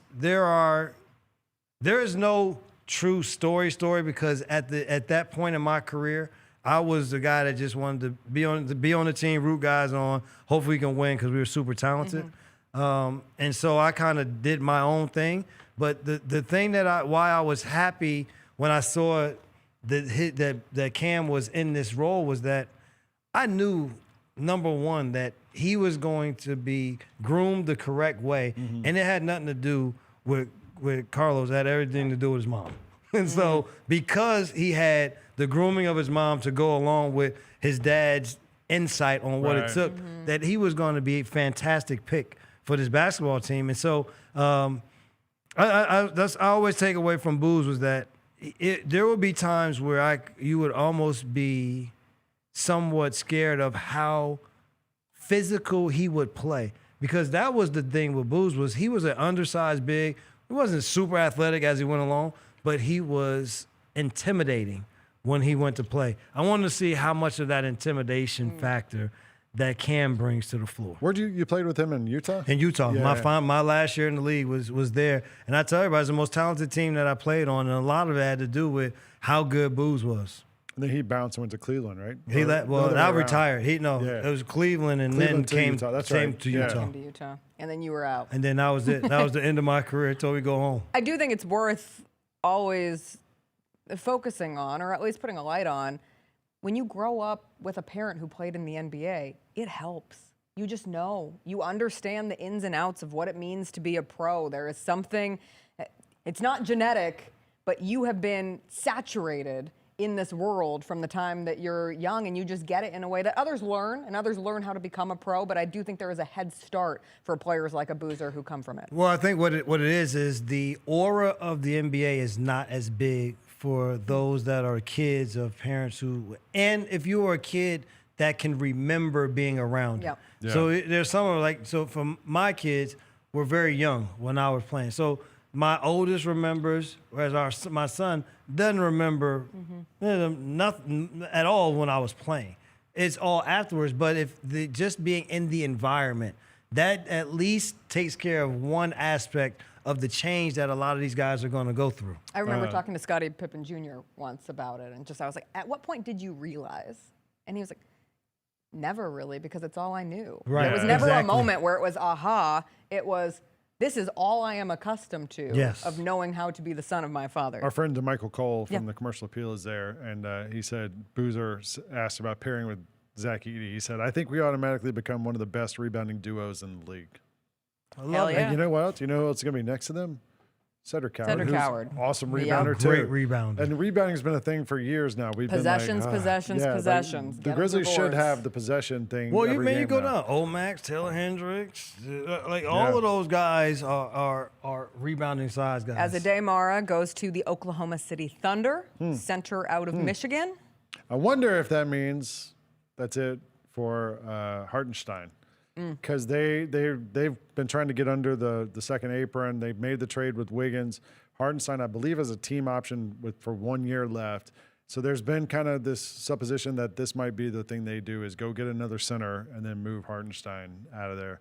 Because you also saw Hartenstein kind of get played off the court some in the Western Conference Finals. Great size, Aday Mara. When he was at he was at UCLA for 2 years and didn't really do much, and then goes to Michigan and was really good this year. Tallest player at the combine, 7'3", no shoes. Really good passer from that high post. Yes, that's what I was going to say. His passing ability. He's not a stretch big. No, his passing ability, but also his ability. He not a physical big, but does a good job using his body and then the length to be able to contest and block shots. So sometimes you just have good timing. Yeah. You know how to use your body and to be able to absorb, but you can still block shots. Like I always say that Clint Capella was really good at that in his younger years in terms of wasn't physically, wouldn't be imposing, but you would hit him, he still would keep his space and use his length to be able to block shots. What would be big for him is if he can also be a guy that if you happen to screen and roll to the basket, be someone that is able to finish above the rim also. Also, who did they just get knocked out of the playoffs by? The San Antonio Spurs. Yeah. And who do the San Antonio Spurs have? Yeah. Victor Wembanyama. So this gives you at least 6 fouls against Wemby. It gives you some size and maybe slows him down a little bit on the inside. And he can move. He's not a stiff big. No, yeah. That's the other thing that helps you against Victor is that you're a big that has some type of mobility to go along with your size. One of the questions with him coming out of college has been like he averaged 23 minutes a game at Michigan. And so the question was like, when he gets to the NBA, is that going to matter? And maybe not, because the Thunder have 1 million players, right? Like he's just going to play a role, and he just doesn't have to be out there much more. It gives Can he play in a space? longer Is what we gotta runway, figure out now. but it does. And coming out of the Western Conference Finals, and it is hard to be a team in the West as you looked at the Thunder and the Spurs, and I know the Spurs go on to lose in the same exact fashion 4 times to the Knicks, and so suddenly it's, the Spurs need to make all these changes. They're an incredibly young team that still made it to the NBA Finals with this young core of Wemby, Stephon Castle, Dylan Harper.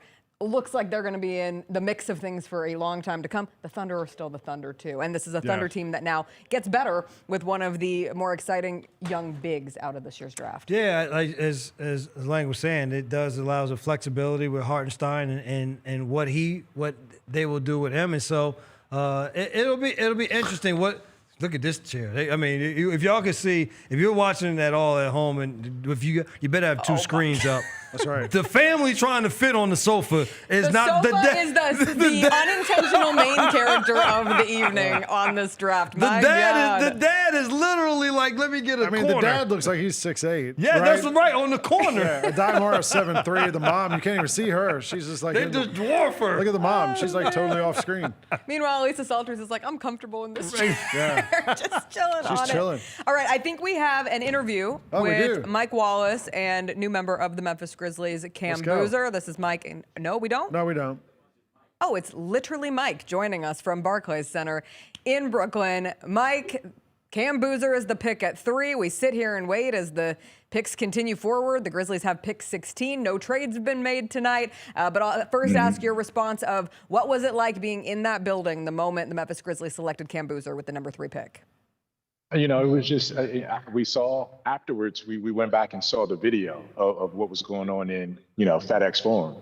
And I showed Cam Boozer, and he was excited about it. And he was like, man, I can't wait to get down there and be with those guys. So, we just got finished wrapping up our interview. So it should be coming up shortly. You guys will hear directly from the newest member of the Memphis Grizzlies in real short order. It was a great chance to catch up with him for a few minutes. And then I saw him along his the first few stops of his media tour and media obligations. These guys are going to be here for about 2 hours after they get their names called. It's a long, long, long night. Yeah. I'm not sure if DK, when he was picked 16th overall, by the way, so he knows exactly what it's like to go 16, and the Grizzlies are going to be on the clock soon at 16. But the nights are much longer now because there's so many more sponsors and so many more obligations that go into this night.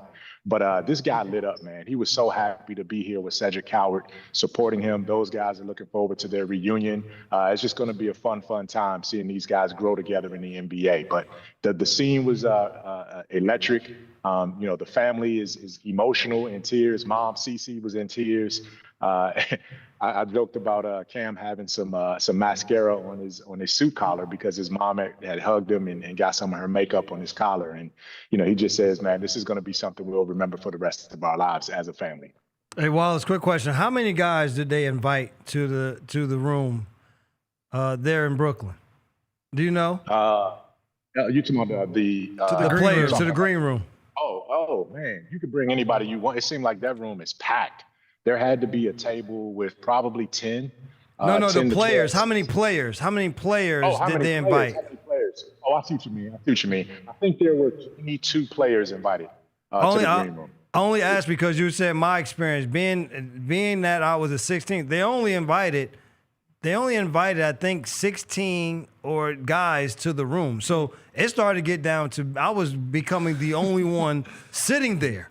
And so that's as we were looking, it's like the last pick. Exactly. Yeah. As we were looking at the green room there, I was like, the first thing I said to everybody here was, man, it looks like a lot of people. And I said it because at least if it's a lot of people there, then we're all like, we will be in this boat together. That small number of people being in the green room, Wallace, it's not fun when you got to sit there too long by yourself. Oh, yeah, that's a good point. That's a good point, BK. They invite as many guys as they realistically think are going to be part of the show. And, you know, it's a much bigger production right now. It's a much bigger show. And with this draft being so deep, you know, as I sit here right across from me right now is Kingston Fleming, who just got picked up by the Hawks, and he's in our room right now as well, too. So, you know, with so many different prospects being here, all of these guys want to be a part of it. Their families and their agencies want to be a part of it. Ran into Mike Miller, who was seated at the front table right there because he has Nate Ament and several other guys, you know, in his agency. So it's just one of those things where as many people as can experience as possible, as you're seeing multiple family members are being here going through the entire circuit with these guys. And that's not something that they used to do a while ago. Mike, before we let you go, Grizzlies have the 16th pick coming up. We're at 13 as the Miami Heat are on the clock. Any players available that you would really like to see the Grizzlies target with that 16th pick if they take it at 16 and don't trade up for a guy they really love in the couple picks leading up to it? Yeah, well, one of the things that we're struggling with, even though we're right here in the middle of everything going on, is keeping up with who comes off the board. Like, there are monitors on around us. But I got Cedric Howard sitting right over there. He's trying to monitor and keep up. You know, Cam Boozer was like, hey, what pick are we on? I need to know where certain guys are going as well, too. So you guys have to tell me who's the best available. Lang, who's the best available right now going into pick number 13, 14, 15, 16? I mean, Nate Ament's still on the board. That's a guy who I think people were curious about him. And maybe like LeBaron Philon out of Alabama. If you want guys who could play right now, Steinbach from Washington or Kareem Lopez is a guy who I think people originally had him going a little higher, but he's going to be a little bit of a project. So there's a lot of names out there. Okay, and so Mo Johnson already went, right? He went to Dallas. I think he went to his college coach. The Michigan Mavs.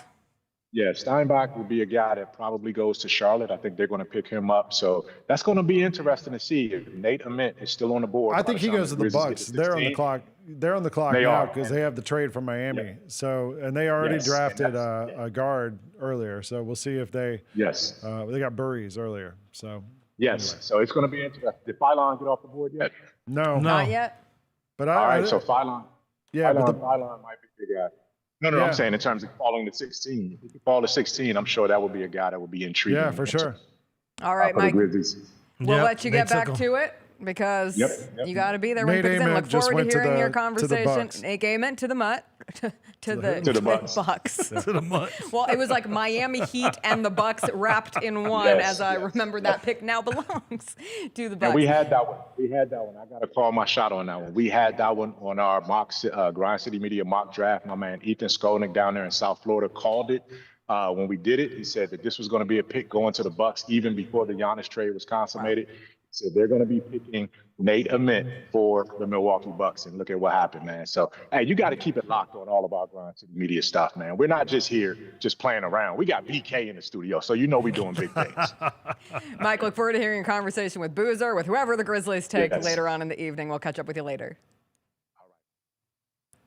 All right, that'll do it for our section of the GCM. You can now back up and go get a slice of pizza. Twice. Okay. I got to hop over to FedEx Forum where the draft party rolls on. I'll be back here in an hour. I'm going over to say hi to the people at the draft party. Wonderful to sit here with you all on what should be, could be, I hope will be, a franchise-changing night for the Memphis Grizzlies and a night to remember. The Grizzlies, with the number 3 pick, take Cam Boozer. They will be on the clock in just a little bit with pick number 3. The Chris Vernon Show crew rolling in right now. Devin Walker. Ready. Come on in here. Chris Vernon, Rob Fisher, Bennett Doyle. They'll all be in here. John Roser. We'll be back after a quick break here with the Grind City Media Draft Show presented by Southland Casino. You ever want to know what makes college sports great? That's it. What we're watching right there. I hope we never lose that. Because as somebody pointed out on Twitter, if Greg Sankey ever gets to make a super conference and just break it away from everything, it would not include West Virginia University. It would not allow for that. We got that moment last night in Morgantown because of the way college sports are structured right now. The Gary Parrish Show, live on weekdays at 10 a.m. on YouTube at Grind City Media and the official Grind City Media app. Grizz Nation, rally your squad and make the perfect play call with Grizzlies group tickets for the 2026-27 season. The unforgettable energy of a Grizz game day goes to another level when you're with your team enjoying a lineup of exclusive perks like preferred group pricing, reserved group seating, a scoreboard shout-out, and more. Visit grizzlies.com/groups to place your deposit today and secure your group spot. That's grizzlies.com/groups.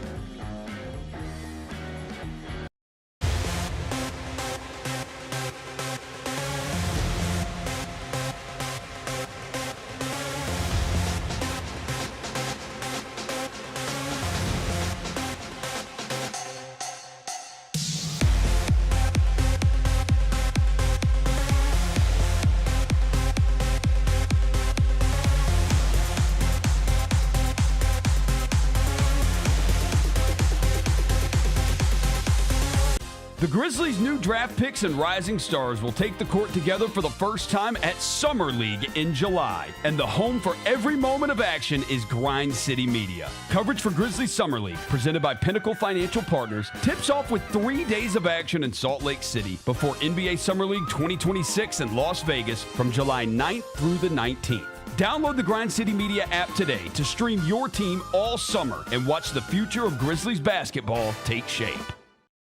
This Photoshop job of the College Football 27 cover for this year is atrocious. Like, who made this? It's so bad. This is the deluxe edition. So you have to pay extra to get Kurt Signetti on. Oh, I'm sorry. You're paying extra to get Kurt Signetti? Tune in to the Jessica Benson Show with CJ Hart live every weekday at 8 a.m. on YouTube at Grind City Media and the official Grind City Media app. Sacramento King fans, whatever you do, do not swipe. De'Aaron Fox, they fire Mike Brown. Oh, no. Tyrese Halliburton. Oh, no. Oh, man. Oh, no. 5 NBA Finals appearances in the last 4 years for people that were in the Kings facility. The Chris Vernon Show, live on weekdays at noon on YouTube at Grind City Media and the official Grind City Media app.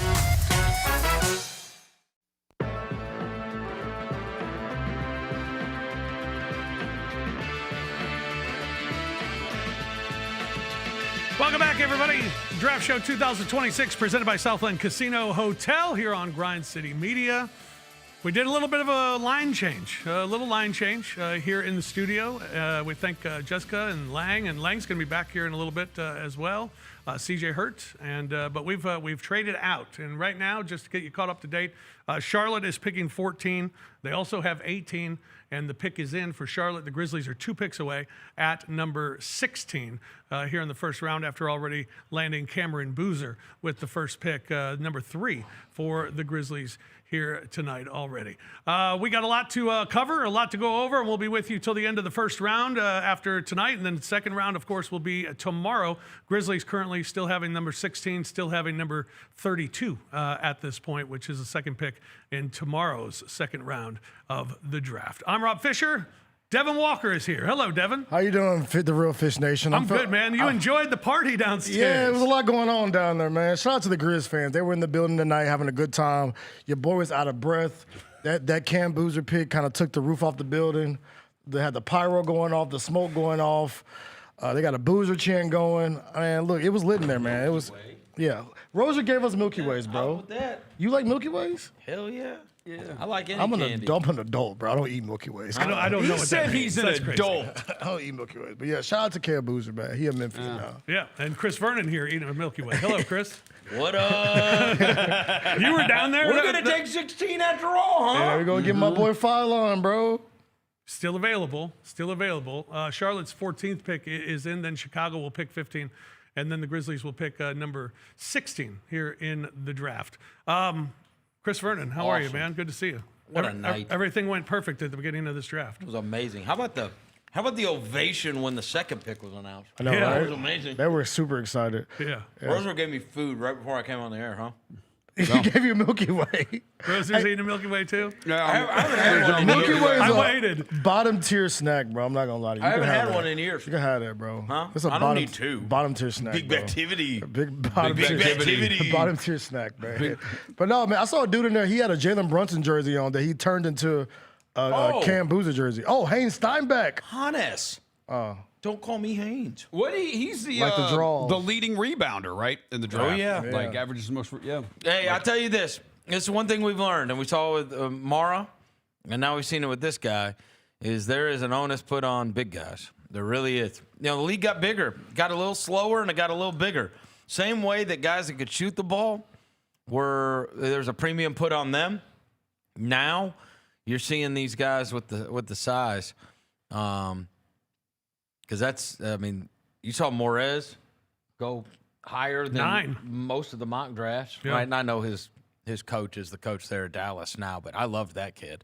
Yeah, but and also this is another one. Steinbach would have been a guy that would have been an overseas guy. These overseas guys are now all playing collegiate basketball. Yeah. He would have been, we only got one, I believe, and it's Kareem Lopez, who is going to be, I believe, the second Mexican player ever selected in the first round, or ever selected. Who was the first? You guys know? Eduardo Nájera? It is. Yeah. Eduardo Nájera. Shout out Guadalajara. Shout out to our old PA guy, John Paul Stevenson. Yeah. Eduardo Nájera, every time he would score on us, he had a game against us in the pyramid, and John Paul Stevenson would go, Eduardo Nájera. You do wonder on. I hated Eduardo. Yeah, I did too. Hey, say a guy like this though. You do wonder if Steinbach, let's say he just stays overseas and plays overseas, right? Yeah. I wonder if he goes in the top 10. He might. You know what I mean? I wonder if collegiate basketball helped him or hurt him. I really don't know. But there was always an aura of mystery. Right. That came with those guys that got selected from overseas, right? Like, it's almost like, and this kid showed well, when he played at Washington, but you wonder if, let's say, if Frankie Ntilikina would have played collegiate basketball, would that have, changed? Yeah. I don't think it changed whether or not he sucked or not. He sucked either way.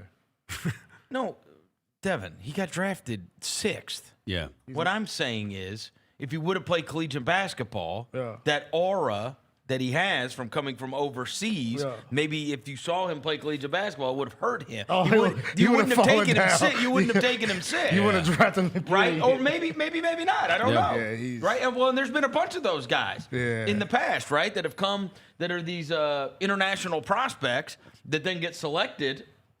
And look, we just had a number 1 pick that couldn't get a second of playoff minutes in Ricochet.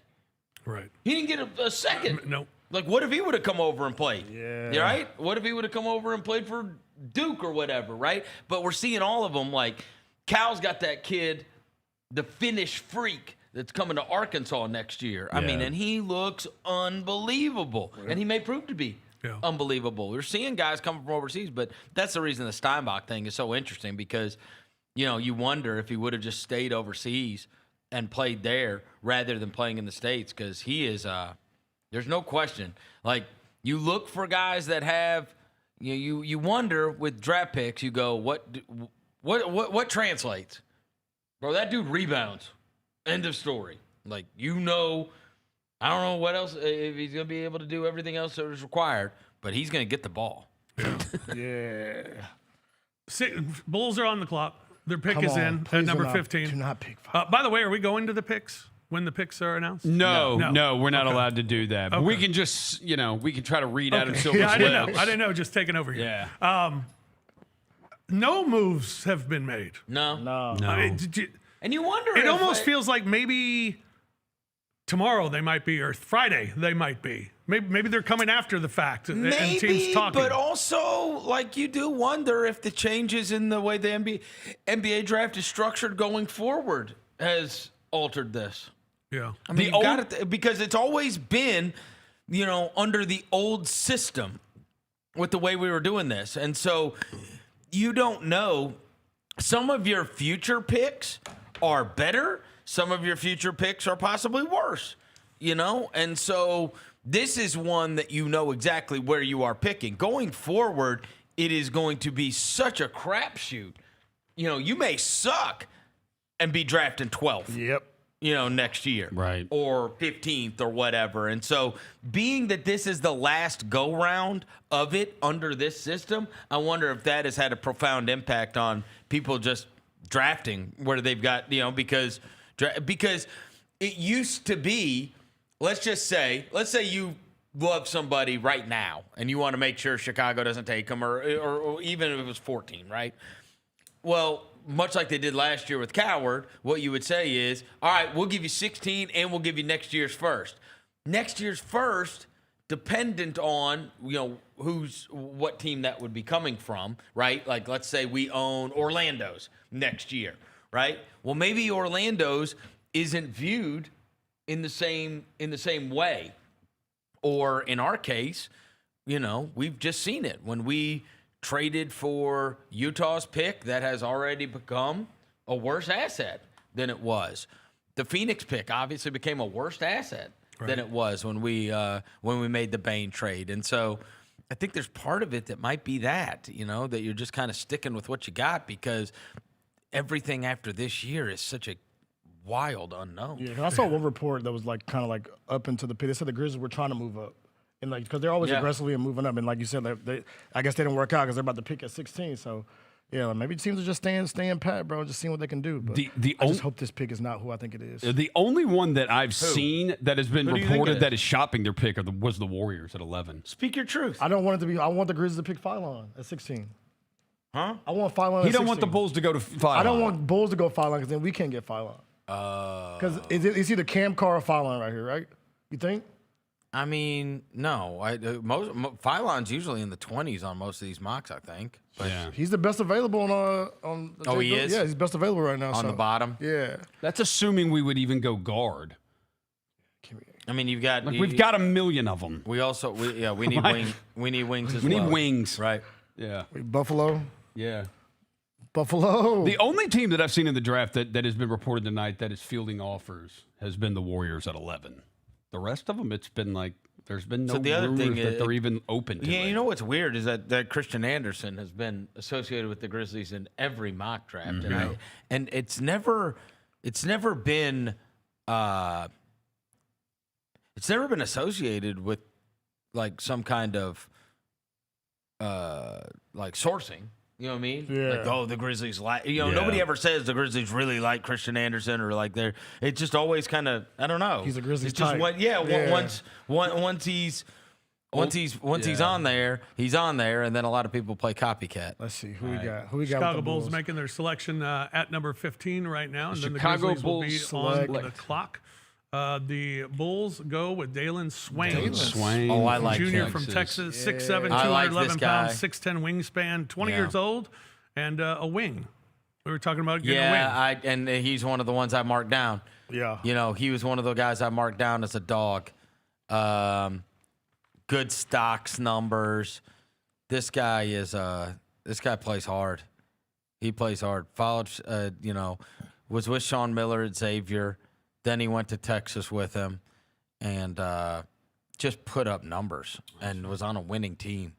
Yeah. And he's long, athletic. I mean, you need more. This guy's a good player. Teams need more guards that multiple guards that can handle the ball. He's a 6'7" guard. And this is the range where you find a lot of times where these wing guys, going all the way back to the Kawhi Leonards of the world. There's these guys that get selected kind of in this range from 15 to 22 or whatever, and they end up, wildly outperforming their draft position. And so the Grizzlies are, in fact, going to get, the 16th pick. A bunch of good players still left on the board. I tell you this, that Carr kid went bonkers at the combine. Yeah, he's the one that dropped 20 in the scrimmage and the first game. Yeah, if you're drafted for need, what do you guys think? Well, I was also going to say I think you need a lead guard, bro. I think you need good players. I think just best available. Whoever the best player is on your board, just take the best player. I'm lead guard. I think when you when you look at like the playoffs and stuff, I know Cam Boozer is going to be that guy, but like we talk about on our show all the time, like how often can a power forward be your giving the ball in the playoffs and say go get a buck? Yep. Like you need a lead guard that can go get you a buck, and I think I know he's been 20 on some boards. I like Filon as well. I trust Filon and when it's a 5-4-3-2 situation. Ask Tennessee fans how they feel about LeBaron and Filon right. in a 5-4-3-2-1 situation. Yep. They know what it feels like. So well, and I talked him up when we were on with Tony today. I said he just strikes me as the kind of guy that would like want to work out against all these other guards to prove he's better than all those other guards. And so he's certainly been a Chris Vernon show favorite. For sure. People bring up centers. I want a vet center. Like I know I said, like, we need a big like Rosie. Jock Landale type. Yeah, Jock Landale, Daniel Gafford, because they picked up they drafted a big at number 9. So it's like, give me a vet big to be that kind of Zach Edey spell. Like I don't want to draft another. Well, and it is worth mentioning that Taj Drew Gibson's Hill. on the roster. No, shut up. That Drew Hill said there are 2 names of guys that he interviewed that were there in Brooklyn that unprompted brought up Memphis. One of them was Alan Graves, and who was the other one? Dailyn Swain. Swain, who's already just so it might have been the guy that. So right, Swain might have just come off the board. Graves may be. I do wonder if there's a bunch of guys that they've got that they're cool with. I would this be a time they do move down? I'm just saying. The reason I'm bringing that up is because it is weird that the kid would bring it up, and it makes you feel like maybe they told him there's a backstop. Yeah. You know what I'm saying? Because why would you bring up the Grizzlies? Right. At 16. At 16. It's just that's weird. The middle thing, of, right? That's the middle of the draft. Unless there was a backstop, unless you felt like, hey, man, if you're there at 16, you're not getting past us. Right. That's why it would be in the kid's head. Yeah. Right? Thinking Grizzlies, because if nobody takes a before that. So Graves is one to keep an eye on, the one from Santa Clara. Yeah. Obviously, me and Dev are Filon guys. Yeah. Oh, look at that guy right there from Elite of Memphis. You see them? Huh? The Elite of Memphis guys waving at the camera. Oh, he was? Shout out to them, man. Oh, that's funny. You see him? I think that's them right there. Oh, wow. Is that them? That may not be them. I know they're at the draft, though. Shout out to Elite of Memphis, man. Shout out to them. Putting on for the city. Anyway, so yeah, I mean, obviously, there's a bunch of good players still left, and I think we're all shocked that it's going to get to 16. Also, Kleiman did go and scout this kid overseas, Kareem Lopez. Ball forward? Yeah. Yep. Oh, so he might He's be. and again, I don't know enough about him. So if we're going needs, what's the biggest need? Point guard? I say lead guard. I say lead guard. I mean, we got 5. Big, power forward, or center? We got 5. You want to get rid of all of them? I mean, you got a couple of them, yeah. You got Ty Jerome, Scottie Pippen. You got Javon Small. You got Cam Spencer. You got a bunch. We can condense that a lot, buddy. And Walter Clayton. Like three out of 5 can roll out. Well, just looking at that, 3 is the biggest need. Yeah, you need wings on that board. You need wings.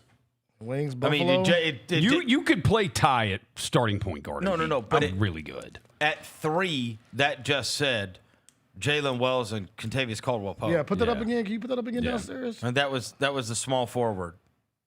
Come on. That's not good enough. Yeah, we need more wings, Buffalo, for sure.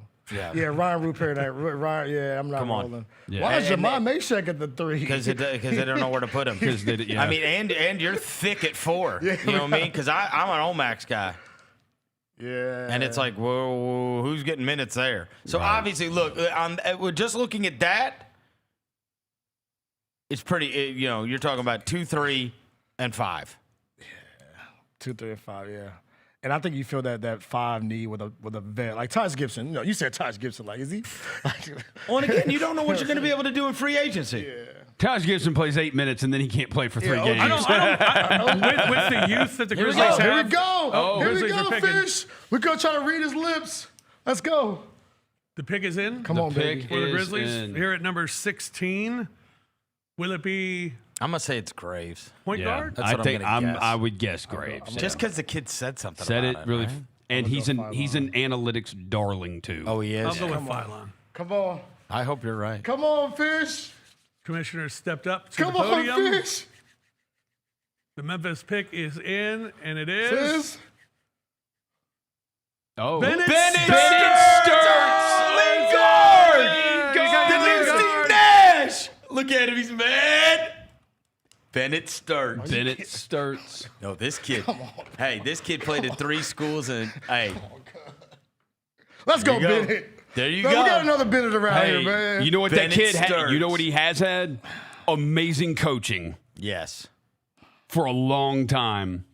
I heard it. Look, they said that he's the best pick and roll guy in the whole deal. We have a report. What's going on here? Uh-oh. Oh, no, we're trading him. To What? The Thunder for 2 second-rounders, according to Shams. Wait, what? Sources, Shams just reported, sources, Memphis is trading number 16 pick Bennett Stirtz to the Oklahoma City Thunder for 2 second-round picks. So wait, the Thunder are getting this pick and they're picking 17th? Or are we getting 17th? Are we getting 17th?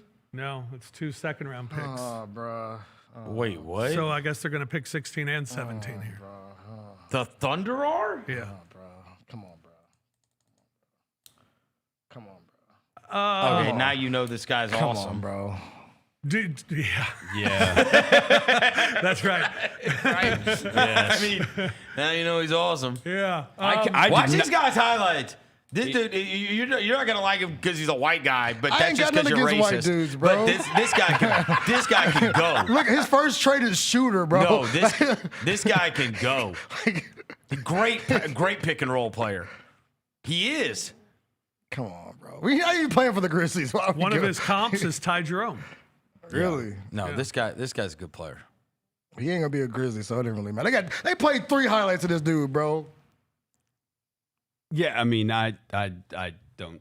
But Come on, bro. Well, we're playing highlights, and reportedly he is not on our team. The first thing that He's comes going to be an Oklahoma City Thunder. He's gonna be a first Thunder. thing that comes to my mind A is blue. Grizzlies have something else in mind. Right, They because have why to. would you Because trade the why would you 16th pick for 2 second-rounders? And have 3 second-round picks going into tomorrow? You don't want to pick 3 second-round picks. So it's got to be you're packaging it all together. Well, we don't know if the 2 second-round picks from. We don't know when the 2 second-rounders from Oklahoma City are. Are they this year? Are they next year? Are they the year after? We don't know. That's true. Because Oklahoma City has 97 picks over the next 4 years. It makes you think that they wanted Swain. Yeah. So they got out of there. You know what I mean? So they Oklahoma got- City have 1 second-round pick as of now. It's number 37. But why would you? Why would you not get? Why would you not get 7? Yeah, he's got. Memphis will draft 17 now. Yeah, So they're that taking Oklahoma makes City's sense. Then we getting swap. 2 second-rounders and 17. So we're about to give him a We get 2 second-rounders to move back 1 spot. That's the yeah. Okay, so that Who we makes getting, sense. bro? So we're back on the clock. We're you're back on telling the me. clock. And I will say, if one of those picks is 37, you said they have 37, right? Yeah. Now you have 30. If it is 37, now you have 32 and 37 that you can use to get up with a third first rounder if you want. Someone just texted me about Bennett Stirtz, and I quote, "That guy is a chucker ball hog." Yeah. I guess they watch Big Ten basketball. But the best stat on him is the minutes. He averaged, I think it was more minutes per game than there are minutes in the game. Really? He averaged 40.3. I heard Rosillo say that. He's an Iron Man? He averaged 40.3 minutes per game. The real Iron Man. Because of overtime. Well, we can use guys that can play. We do, but he's not playing for us. Yeah, I know. Yeah, he's not with us. All right, so now this is All either right, going to be. so now Oklahoma City That's technically on actually the good clock, business but if it's you a move Grizzlies down move. one spot to get and got 2 second-rounders. Yeah, I like that. Let's go. Right? As long as we get somebody good. Well, I mean, Last time we did a draft you day didn't want Bennett trade Stirtz, with well- Oklahoma City, we, I think, moved up, and it was for the BC? the late great Brandon Clark. That's for BC. I remember that. Yeah. That's So right. what we got? What we got here, bro? All right, so the Grizzlies, Oklahoma City's technically on the clock. Now that makes sense. But that Didn't will make be sense to traded trade to 16 the for Grizzlies. 2 Right. second-rounders. No, you got 2 Shut up, second-rounders Sean. for moving Sean, down a we spot. get it all Yeah. together before you report it, Right. Sean. Seriously. Oh, you here sitting on the tweet, bro? Come on, lock in, King. Man, he's Get been it all together. Lock in, notably King. absent through the first round of the draft. Well, that's until because now. they bullied him at ESPN. Yeah, They're like, they sure did. NBA did. Adam Silver's like, do not ruin this. It's Right. on Leaking prime picks. time, dude. Stop leaking picks. It's on prime time. Oh, he Take told, Phylon 17, bro. he told us to say reportedly. Yeah, we have to say reportedly. We have to say reportedly, everybody. Why are you looking like that? Grizzlies reportedly. Yeah, there we go, Fish. Good got a job. 17th overall pick and 2 second-rounders. Thunder received Bennett Stirtz. So Bennett Stirtz not going to be a Grizzly. And there's LeBaron Philon on television. They're showing as a possible pickup for the Grizzlies. Let's go! Yeah. So Oklahoma City will be picking for the Grizzlies in this 17 spot. Originally, Oklahoma City had gotten it from Philadelphia, and the Grizzlies now get it from Oklahoma City. So we'll see what happens. Cameron Carr also being shown. We mentioned his name as well. So one of those two possibly in the mix. God, if we got Philon a boozer out of this. Let's go! Feel good about that, right? Oh, my God. That'd be great. Philon! Come on. I'll take Cam Carr, too. He can hoop, too. Let's give me a guard that can wiggle a little bit. Give me a guard that can wiggle, man. I told you, I told you when I thought I was 16 that, the Graves thing was just so weird that the kid mentioned us. Yeah. That's all. Yeah. Here we go. All right, the pick is in. All right, here we go. Again, Oklahoma City. Oh, God, does this poor kid have to put on? Did Stirtz put on a Memphis hat? Yeah, I think he did. Oh, God. We got to fix that. This is like my Kevin Love. The more ridiculous, Grizzlies rookie. Yeah, the more ridiculous one is that Nate Ament was wearing Miami Heat stuff. It's like, come on. Yeah, they got to fix that. Yeah, I think, didn't Brandon Clark at 1.2 wear a Thunder hat? Yeah. All right, here we go. Oklahoma City is picking here at 17 for the Grizzlies. You see that team needs primary ball handler. Philon!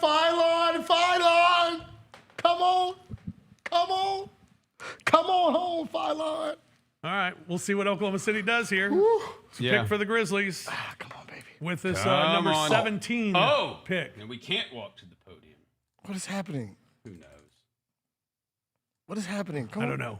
The pick is out of pick is in. Let's get to the pick. Come on. We don't need to hear. We don't need to hear them talking anymore. Kareem Lopez. Yeah. Allen Graves. The big dude at North Carolina. Christian Anderson. Vasir or whoever. Christian Anderson. Yeah. Cenac from Houston. Yeah.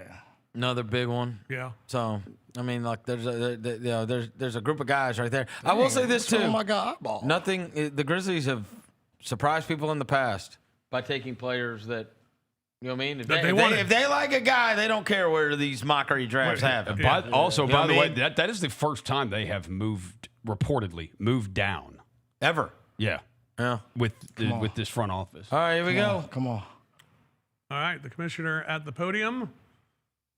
Pick is in for Oklahoma City, picking for the Grizzlies. We got a Buka. Let's go. Stanford. I'll take a Buka. Is Brayden still I'll here? take a Buka. He can get shifty with the rock. I'll take a Buka. Wow. I'll take a Buka. Buka Okori. Let's go. Freshman from Stanford, 6'1", 186 pounds, 6'8" wingspan. I take him. 19-year-old point guard. This is Watch them work out. Hey, this is a Mike Miller guy. Oh, wow. Are we moving this one, too? Oh, what the hell, Rose? This is getting moved. After you just dropped your pants. Grizzlies are trading Buka Okori. We're moving back to 21. This is going to the Pistons. We're moving back to 21. For three second-round picks. This tells me, Devin, you are getting. We now have like 8 second-round picks. You are clip farming. Steven is on his job.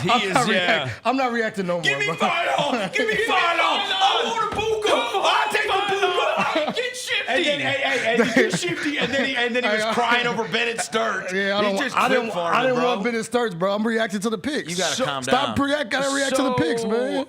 Wow. So he's now shifty as a This is motherfucker. another little ball handler to put with Cade in Detroit then, eh? Elite shot creator, bro. So I do wonder if, Chris, I think it might be Graves. Because he's been mentioned as falling a little bit. So and you're like, why take him at 16 when we can what'd just they get in move this back? trade? 3 second-rounders. Number 21 and 3 second-rounders. Yeah, 21 and 3 second-rounders. So we've acquired 5 second-round picks to move back 5 spots. Wow. Yeah. Are they all? We don't know when they are. We don't know when they are. Are we about to get a draw trade, bro? I mean, Are we about to get a draw trade? Why would you think? You got a lot. You load up a lot of picks, bro. You line up a lot of picks. You got a that lot, you a need lot to of add. picks. That's a lot of picks. Yeah, you don't want to add first-rounders to that. You might strap a couple second rounds to him, and Yeah. ship him on off his. I mean, I'm just, Just saying. If you need second-rounders for a jaw trade. Is this when you offload 12? Because you don't want to give up a first. So how about we just attach 5 second round? We just got 5 second-round picks. 5 second-round picks to move down Five spots. Yeah. So you put 12, attach them to 2 or 3 of them second rounders, and move on your way. Man. All right. Well, kudos to the Grizzlies for being the first team to make trades.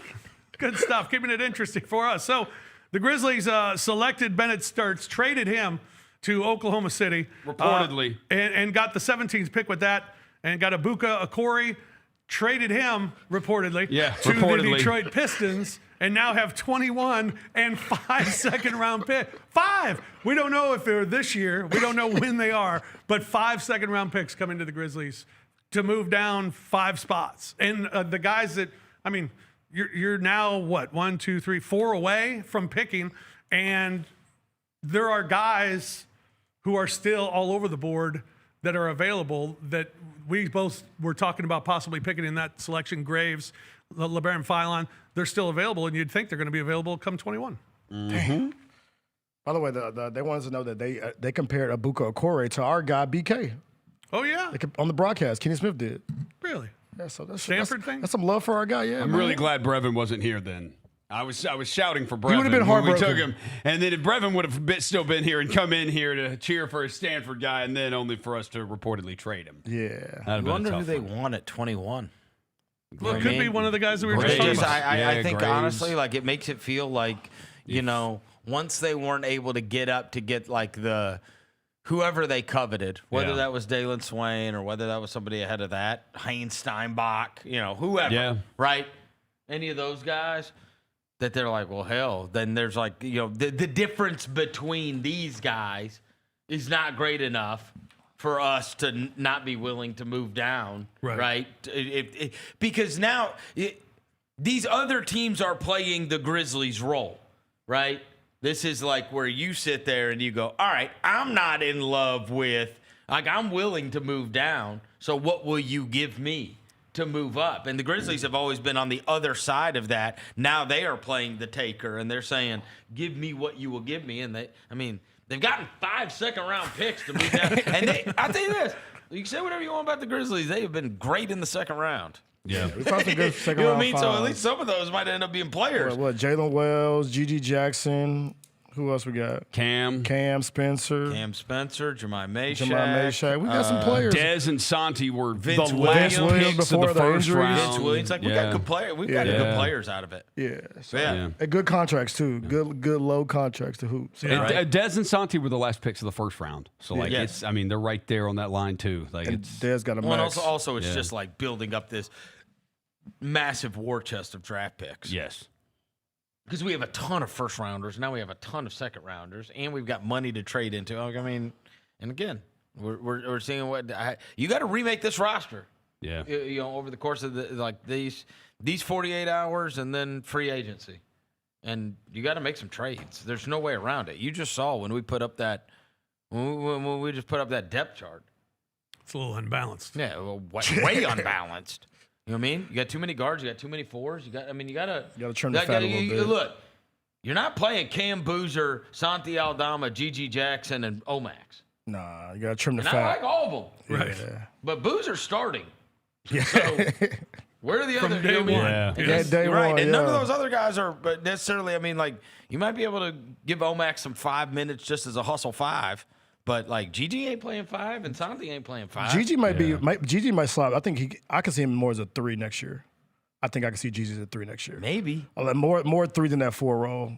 So you can slide him to that 3 role maybe, but you got to trim some fat at the 4, bro. The 4 and the point guard. Your 3's got to be a great defender. He does. Your 3's got to be a great defender. That's the history of the NBA. Nobody has a bad small forwards are generally 3 and D guys. They're Kentavious Caldwell-Pope at his best. Yeah. Give Jalen Wells some credit, bro, for being a decent He just defender. didn't shoot well enough. Prime Kentavious Caldwell-Pope would be awesome. Yeah, I think our team. I think he might be better next year with that wrist injury because that wrist kind of had him messed up last year. We got Christian Anderson. There you go. Goes to That Charlotte, makes sense. Christian That's a team. Anderson. That's a team that is trying to win. Obviously, Charlotte, and so you draft the veteran player, draft the veteran point guard who's got experience. Yeah. Damn, And this guy. Well, look. Shades of Steph Shades, Curry okay, and all Chris right, Paul. all right, bro. What are we doing, bro? All right. You talk about me or chill. for me. Yeah, let's chill out on Those the are two comps Hall of there. Famers, cuz. Yeah, here's a better Settle comp down for you. there. Emmanuel Quickly, Fred VanVleet, and Darius Garland. That's a little bit better. All right. Steph Curry and Chris Paul. They say he's a mixture of two Hall of Famers in one. Yeah. Why'd they go for 3? Toronto could take a guard. San Antonio won't. No, they got Harper and So, I Foxy. mean, Harper, Fox, Filon's still going to be there. Castle. 21. Don't know on Graves, Kareem Lopez. But yeah, Toronto could take a guard. So I mean, Toronto, 'cause they had to, with Quickly out, they had to go with Jamal Shed last year. Yeah, and they had Scotty Barnes bring the Right. ball up too. Yeah, they had Barnes bring the ball up. And a they lot like of the tough guys. So Filon could go there Filon. if they take somebody. But San Antonio, I mean, there's no room for a guard. right. They're going to take a wing. Dang. Grizzlies moved back from 16 to number 17, then from 17 to 21, and in the process accumulated 5 second-round picks to move back the 5 spots. Reportedly. Reportedly. Christian Anderson being selected by Charlotte at number 18. Grizzlies will be at number 21 coming up in a few picks. Grizzlies, of course, made a big pick, the first pick of the night for Memphis, number 3, as they got Cameron Boozer. And Michael Wallace is in Barclays Center and had a chance to visit with the new Grizzly. All right, welcome back to Brooklyn and welcome to the NBA. Cam Boozer, the newest member of the Memphis Grizzlies. Cam, it's taken a lot of work, a lot of commitment, a lot of dedication that your family talked about. Now that you guys have experienced the initial wave of being in the NBA at this point, what are your feelings right now, and what's kind of going through your mind about reaching this moment? Yeah, I mean, honestly, it still doesn't feel real. When you dream of something your whole life and you finally get there, I mean, it takes a moment for it to really sink in. But we were all super excited. It was great to embrace my parents and my brothers, share that moment with them. So we're super excited for sure. When you talk about the next steps and just sort of putting this night in perspective, a lot of your coaches and your teammates have talked about how much you've worked for this. You've been a winner at every stage of your life. You're coming into an organization that's going to value winning, going to value teamwork. Why are those components important for you? Team building and obviously development and winning. Yeah, man, I think you play the game and win. That's what I've done at every level. It's what I've been taught since I was, a little baby. And I hope to bring that to Memphis. I think we got a great young core. I think the future's really bright. We're going to shock a lot of people this year, honestly. So it's going to be a lot of fun, and I'm excited. You had a chance just to kind of conceptualize what it might have been like to play with this guy right here, Cedric Howard, last year. He decided to come to the NBA and leave you hanging at Duke. Now you get a chance to play with him finally. What was that moment like, and what do you sort of know about, about him and what you can expect? Yeah, I mean, I told him it was meant to be. He decided to leave me at Duke, but, I followed him in Memphis. So it's going to be a lot of fun. Obviously had a great rookie season, and we're going to continue to build off that for sure. All right, this program in Memphis is predicated on development. A lot of all rookie team players that have come through this franchise, it's going to be about development and working hard. What can the fans get to know about you when it comes to working hard and that work commitment that it takes? I've done that my whole life. You don't win by skipping steps or cheating the game. I've been someone who's been super dedicated and devoted to my craft and to my team. So I'm going to continue to do that at the next level. And, we're going to win at the highest level. So it's going to be a lot of fun, like I said. Okay. What kind of player, person, leader is the Memphis Grizzlies getting, and what can you take to these fans right here who are waiting to see you as soon as you get down there? Hope I can take them a lot of wins, but I think you're just getting a great guy who wants to put the team first and win, wants to be a great player. So it's going to be a lot of fun. Can't wait to get down to the city and just keep building off of this moment right here. Right, Memphis certainly can't wait to get you down there. For Cam Boozer, I'm Michael Wallace. For the Boozer family, man, welcome to Memphis. We're looking forward to having you, man, and good luck the rest of the night. Sir, thank you, bro. All right. Cam Boozer, first pick for the Grizzlies at number 3, and just a polished pro already. That, Chris, you even mentioned it. He's starting next year. Yes. Yeah. I mean, and he is just he sounds like a 10-year NBA veteran. Yes. He also plays like one. He really does. He does not look like he does not play his age. No. He looks like you watch his game tapes from Duke, and it looks like you put an NBA player on the floor. He's just, it's like all the skill stuff. It's the footwork, the passing, the dribbling, like the dribbling. He's Something good at this everything. team's desperate need He's just of. Too, good is a at guy that everything. can He's dribble good the at basketball. everything. Good at He can everything. dribble, pass, and shoot. Check all the boxes. You know what I mean? And he put on the and 0-3. rebounds like a mug, and he like plays hard all the time. So I mean, like he's perfect. He's perfect for the Grizzlies. Yeah, and he put on the 03. He put on the 03 bronze suit for the draft too. He came. who He told came me- correct with the Hey, all white. You know who told me he's gonna work with him too? Hmm. My boy Zevo. Oh yeah. He said, "I'm gonna work with big fella." So Get him in them trenches, man. I think your guy's He's about like, to go I here, like him. Dev. He said, I like him. I'm come gonna work. on, bro. I think your guy's about to go here. What? Mike Miller standing up. They had the guy standing next to Phylon with the phone. There you go. That could be. Man, we yeah. could have Phylon. Well, you'll never This see is him again. happening. Stop. I mean, league pass. Don't do that. Yeah. Watch my guy Phylon. Toronto's pick is in at number 19. Grizzlies did not trade for this pick or move with this pick. But yeah, I see him recording Roser. Grizzlies will be Yeah, number this will be 21. I see it. Yeah, it's definitely I Phylon. told you when I saw the board. Ah, boy. Nope. No. Oh, wow. Wow. But you saw the same thing, dude. They're all so. That's the that's one. That's the one. Alan Graves. That's the one we probably wanted. Santa Clara, freshman from Santa Clara, 6'8", 226 pounds, 7-foot wingspan. He's 19 years David old. Roddy forward. looking Look how tall David Roddy. He does look like David Roddy. Roddy looking at. I got another David Roddy. Look at those Oakleys. We should have known right then and there. That's why the Grizzlies weren't going to take him. Like, nope, No, we we done went this down before. that road before. We got the curly hair light skinned dude before. We get on that one. This is the guy that did bring up the Grizzlies, though. So it is fascinating. Yeah. Whoa. Dev, you saw the same thing I saw. They were all standing up around Phylon. They They're were. all standing up around him. That The was guy weird. had the phone next to him. That like, was weird. That was weird. That was.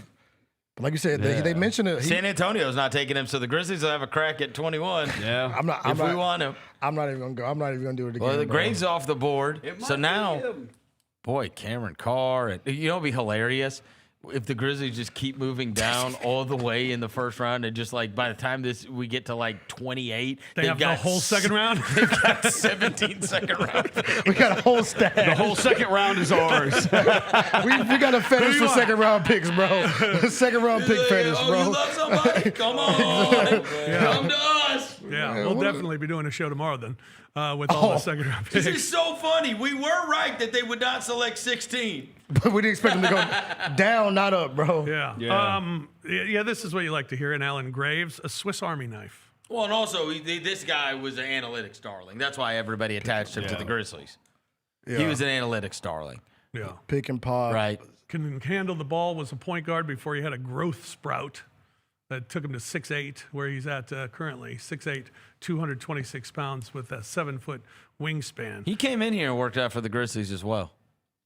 Also, these Santa Clara guys are still getting a bump from Jalen Williams. No, they really are. You know what I mean? They really are. Yeah. No doubt. Because who was the one last year? Pazinski? Oh, yeah, Pods. Pods, yeah. There you go. Yeah, Steve Nash, Pods, Jalen Williams. But don't forget Bud Ogden. Bruh. But his back photo, in 69, yeah. You I can't even remember. see his photo, bro. You can't even see his photo. That's Bud Ogden, bro. Bro, he played with the baskets, bro. You don't know nothing about Bud Ogden. Is he on? Can you get him in 2K? No, you can't hoop with Bud Ogden. Is he one of today. the what's That would be one of those ones where My team. No.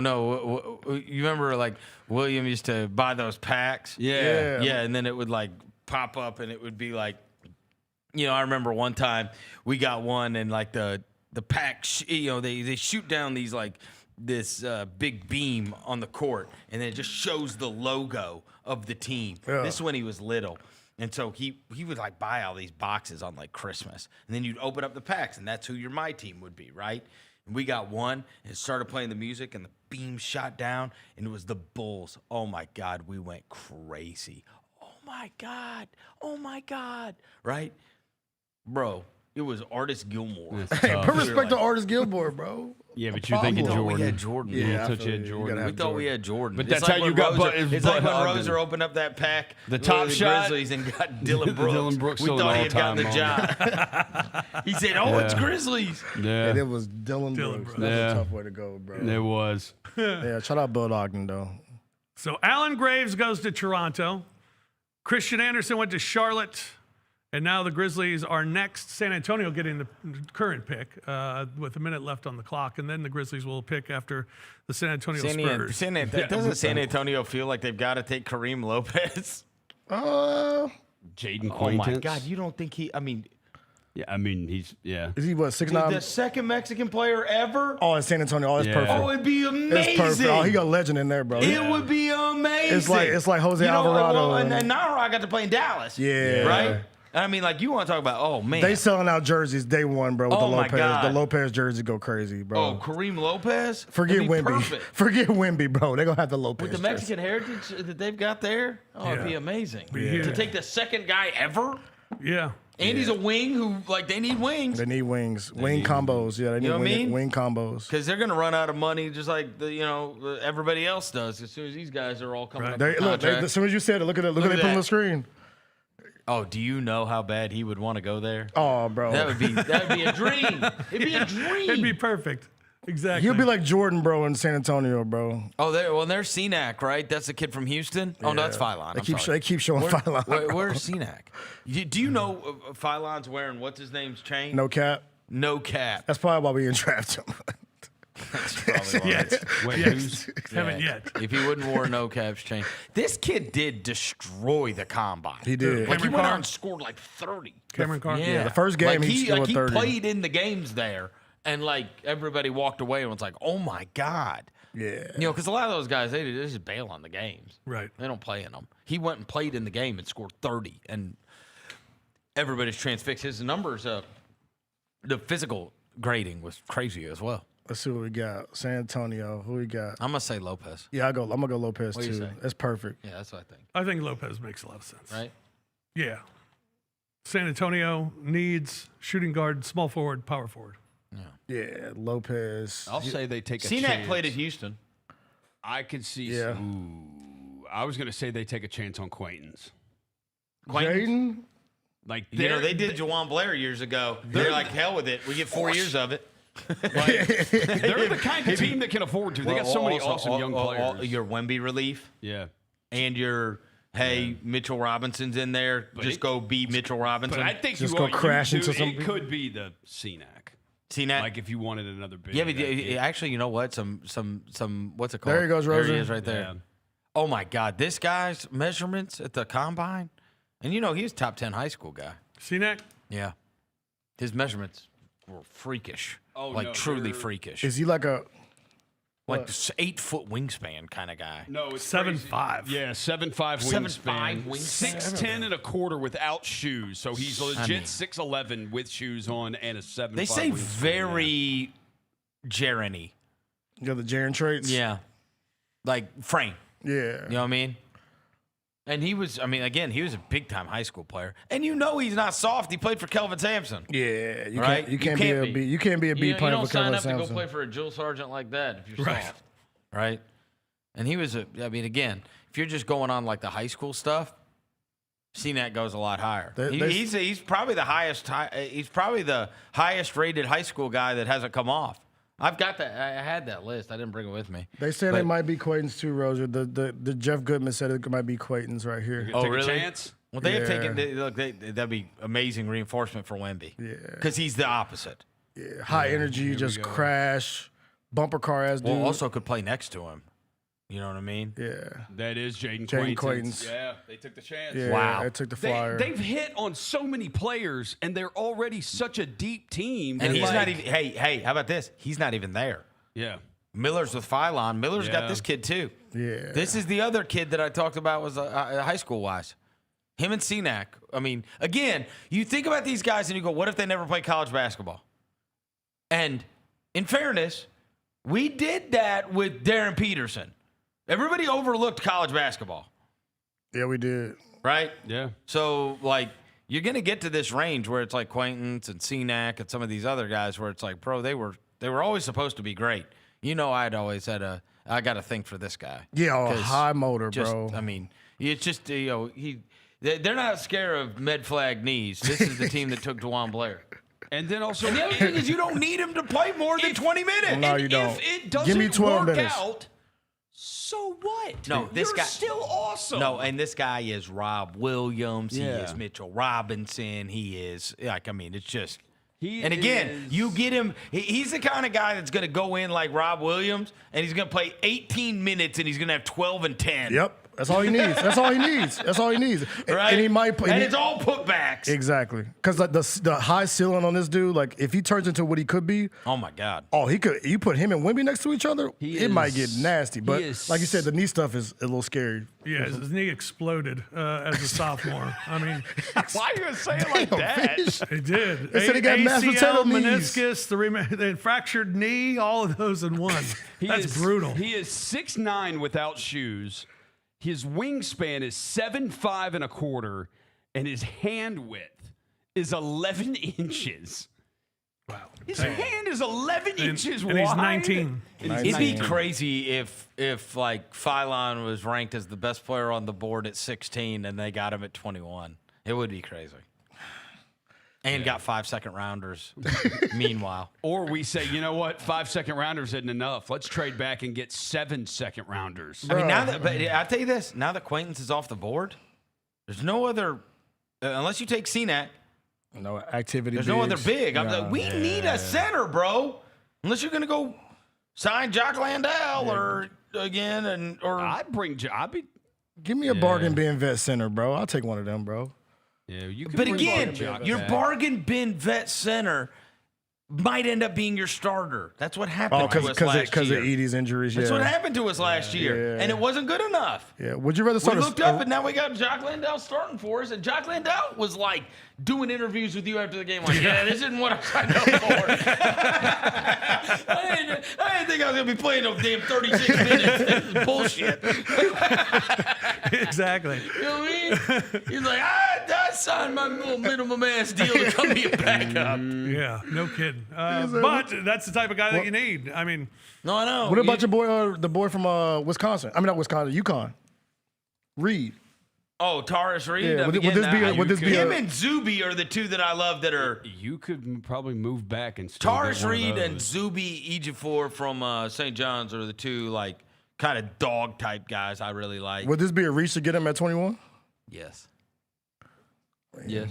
But I mean, again, what is the difference between? Look, I think this is exactly why the Grizzlies traded down. Yeah. What's the difference?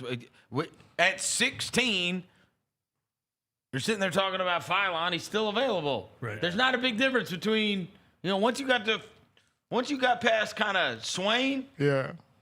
The difference between 16 and 21 obviously is very small. Well, I think we knew that too coming into the draft, that your top 10 we're going to be pretty easy. Nobody had Quaintance going in the top 20. No. And he's not even there. He's not in the green room. Yeah. Right. You know what I mean? Nobody had him going in the top 20. So he didn't know. Mike Miller's there with Phylon. And Ibuka's one of his clients too. And Ibuka's one of his clients too. So Ibuka and Phylon are sitting right there next to each other. Yeah. Right. Yeah. A couple of guys available. Malik Thomas. That's my guy. Freshman from Arkansas. Yeah. Guard, 6'3" guard. He's Cameron getting. Carr, I think. Chris I think. Cenac, I LeBaron think. Phylon, Koa Pete. You know what? We talk about how guys help other guys. Mitchell Robinson help, and then the guys of that ilk help somebody like Quaintance because you see that. I think likewise somebody like Malik Thomas, and again, this is not the right thing, but once upon a time, I think that.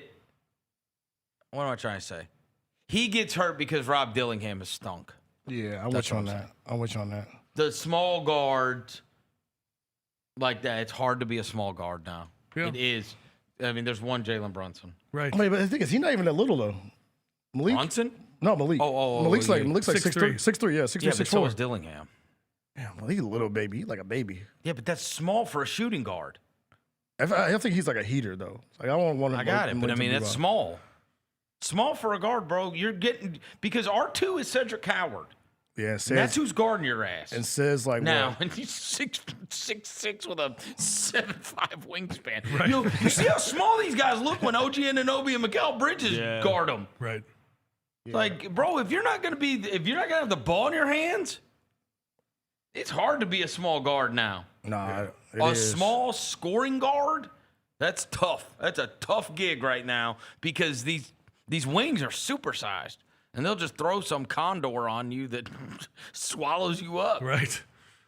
Grizzlies are picking, Detroit Pistons are picking for Memphis here with the 21st pick. The pick is in, and let's see if the your guy Grizzlies Phylon, stay here. I'm not even celebrating, bro.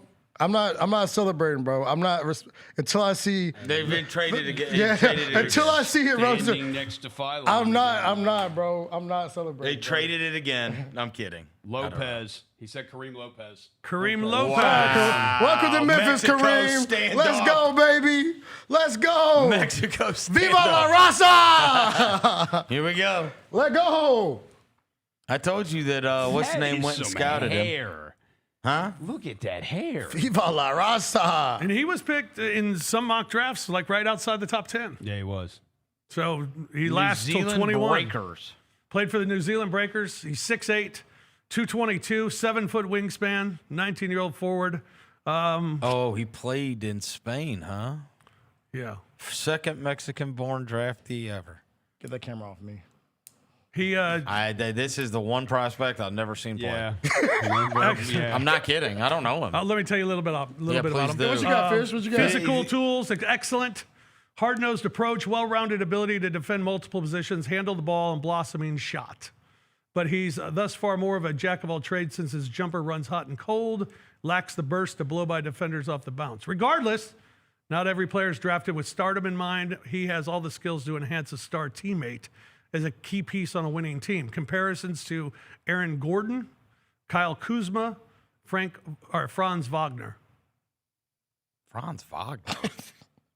Then that makes sense why they like him. I don't like the word when you said he can't get around people. Why did they just say? Oh, okay. In the NBA, you got to be able to get around people, Fish. Yeah. I don't like that you read that on that paper, bro. It's a 6'8" wing. You got to be able to get around people in the NBA. Oh, okay, little boy. Get off me, little boy. Oh, okay. Yeah. Good basketball IQ. Team defender. Good defender. Okay. 6'8" wing. Yeah, he's literally the only guy that didn't play college basketball. Yeah. All of them. Right? Correct. Yeah.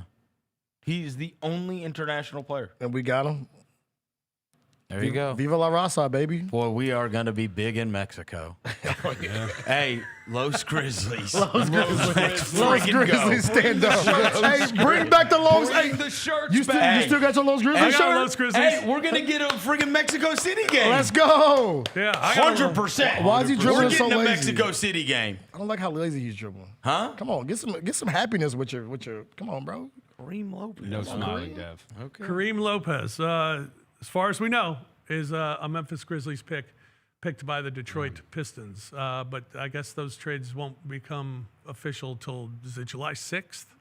That's the moratorium or something? I think so. Something like that, yeah. So there you go. Grizzlies move back to number 21 and to get Kareem Lopez. And there you go. Kareem Lopez on the team. I can't even fake it. I don't know anything about that. Yeah, don't know anything about him. I didn't spend any time on him. We're gonna watch he was back half of the first round, and we weren't selecting there anyway. We're gonna watch some Breakers highlights. Philly's picking next. Dang, LeBaron, bro. They got to be one of the more interesting teams because, they've kind of been doing the same thing. Should have never worn no caps chain. Yeah, free Phylon, bro. Free Phylon, man.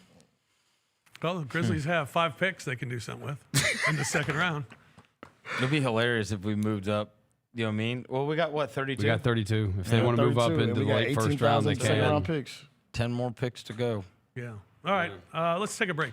Good time to take a break as the Grizzlies select Kareem Lopez with the 21st Wait, pick. we just took Kareem Lopez and we're all like, okay. Yeah, all right. I don't even know what to say. I think we let the next group talk about that. Yeah. Lang's got it covered. Yeah, Lang and Bennett. Dev, you're staying, right? No. Oh, I thought you were am I saying. not? No, I think my you're on shift the, is done, bro. I didn't think your shift was done. My shift is. Yeah, you stay, Dev. You stay. Go back over to the arena, don't we? I don't think so. I We think don't? you get to go home. No. No. I think I have to go back to the arena. Yeah, I think you did too. Is that true? Go talk about Kareem Go Lopez. talk about bro. Kareem I Lopez. don't know. Do a Google search on the way. Pete's going to ask you about him. Kareem Lopez? I got a Do a quick Google search. I got a text from Bill Simmons that said, "Oh no, Verno."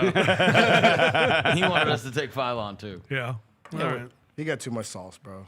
All right, we'll take a break here on our draft coverage. Our draft coverage is presented by Southland Casino Hotel, and we'll take a break and be back here on Grind City Media. Like I told you, Wemby's the favorite to win Finals MVP. If he does it, he'll become just the fourth human to win Finals MVP in the NBA before turning 23 years old. Who are the other three? Oh my God! Did Kawhi do it? Kawhi Leonard did do it. I thought so. At the I age thought of Kawhi did 22. it. Magic? Johnson, at the age of 20, stay in San Antonio. Tim Duncan? Tim Duncan, at the age Wow. of 22. It was 1999. The Gary Parrish Show, live on weekdays at 10 a.m. on YouTube at Grind City Media and the official Grind City Media app. Grizz Nation, rally your squad and make the perfect play call with Grizzlies group tickets for the 2026-27 season. The unforgettable energy of a Grizz game day goes to another level when you're with your team enjoying a lineup of exclusive perks like preferred group pricing, reserved group seating, a scoreboard shout out, and more. Visit grizzlies.com/groups to place your deposit today and secure your group spot. That's grizzlies.com/groups.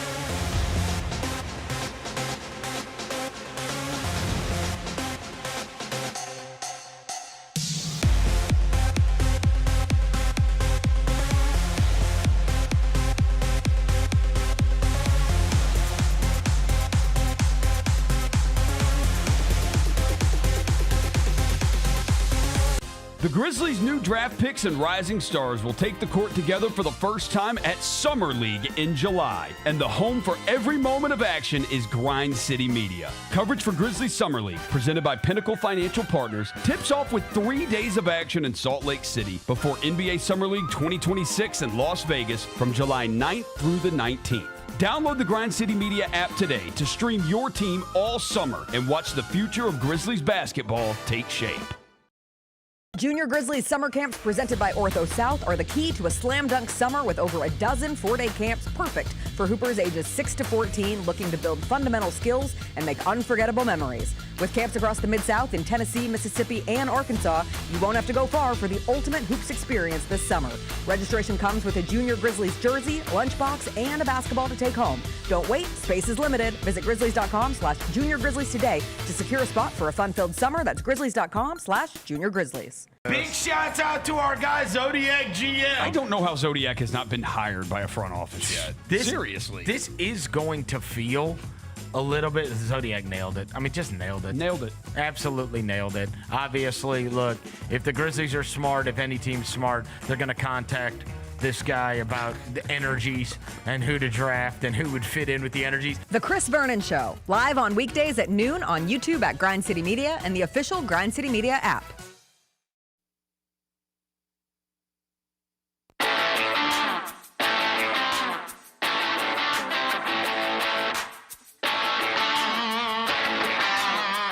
The Grizzlies' new draft picks and rising stars will take the court together for the first time in Summer League in July, and the home for every moment of action is Grind City Media. Watch Grizzlies Summer League, presented by Pinnacle Financial Partners, on the Grind City Media app today to stream all summer and watch future of Grizzlies basketball take shape in the Summer League. Welcome back, everyone, to our draft coverage. Our draft coverage is brought to you by Southland Casino Hotel. A pick is, since the Grizzlies picked Kareem Lopez, 21, Philadelphia has selected LeBaron Phylon with the number 22 pick. Devin's not happy. 23, Atlanta is the next team on the clock. We've made a line change again. Lang Whitaker I'm joins us. back. Hello, Lang. How are you? I'm good. Good. Enjoying the draft so far? Yeah, I've been busy. Good. Yeah, Good. it's good. Devin, how are you? I'm gonna have to watch LeBaron finally get picked by the 76ers. So tell me how you're doing, Fish. You're not. Why'd you want LeBaron Fillon? Because he's a shifty guard that we need a lead guard that can handle the rock, and he can handle the rock. One of the best pick and roll guards in the draft.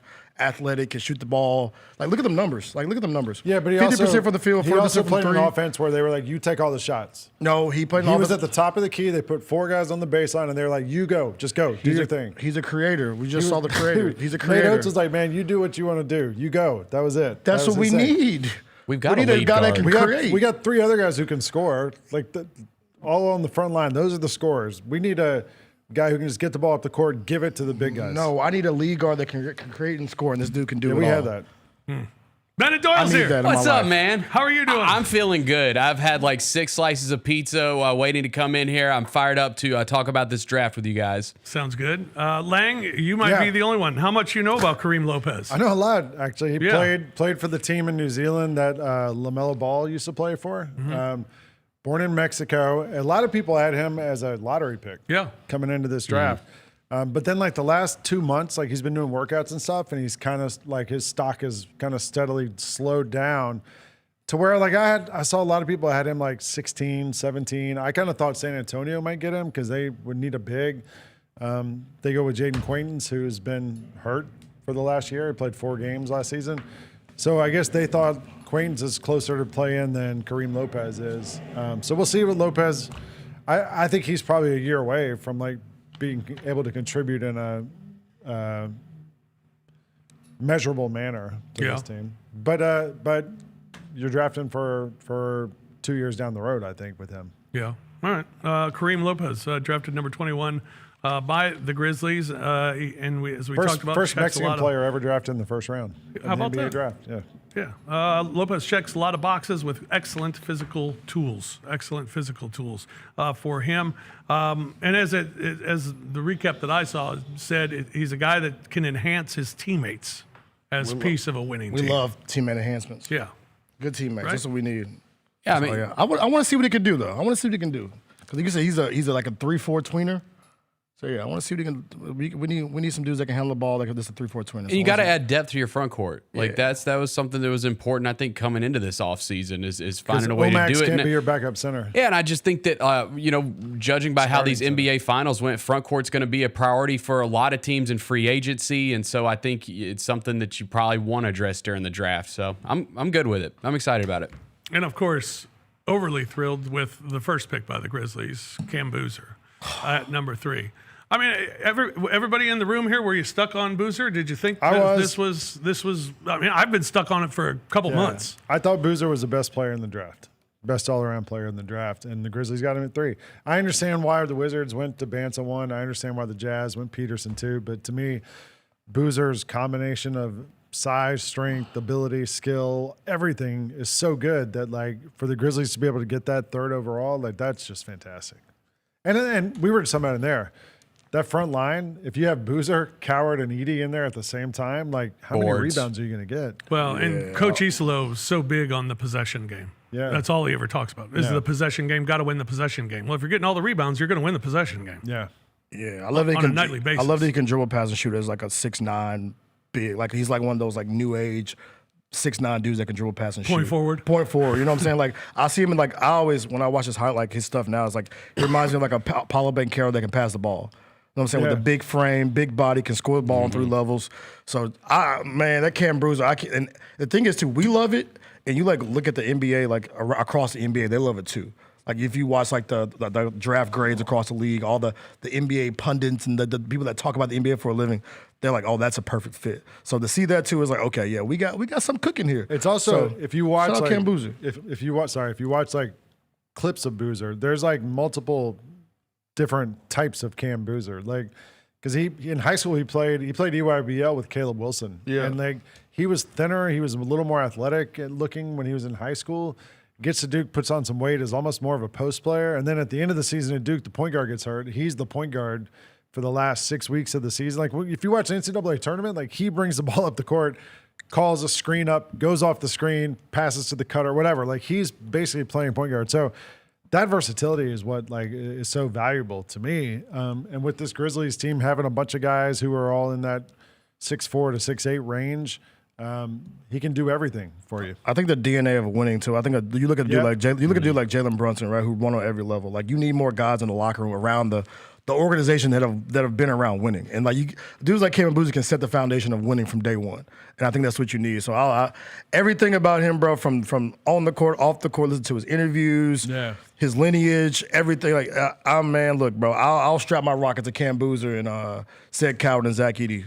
If I could. What are we doing with 5 second-round picks? I don't know. Atlanta's pick is in. Zuby Ejiofor? Yeah, that's Vernon's guy, bro.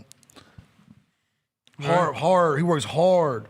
Big dude from St. John's. A lot of people had him going to the Grizzlies 32 overall to be like that big they're looking for. You can see it. Like he's a great player in the paint, can pass. Not really known for shooting, but everything else inside the paint.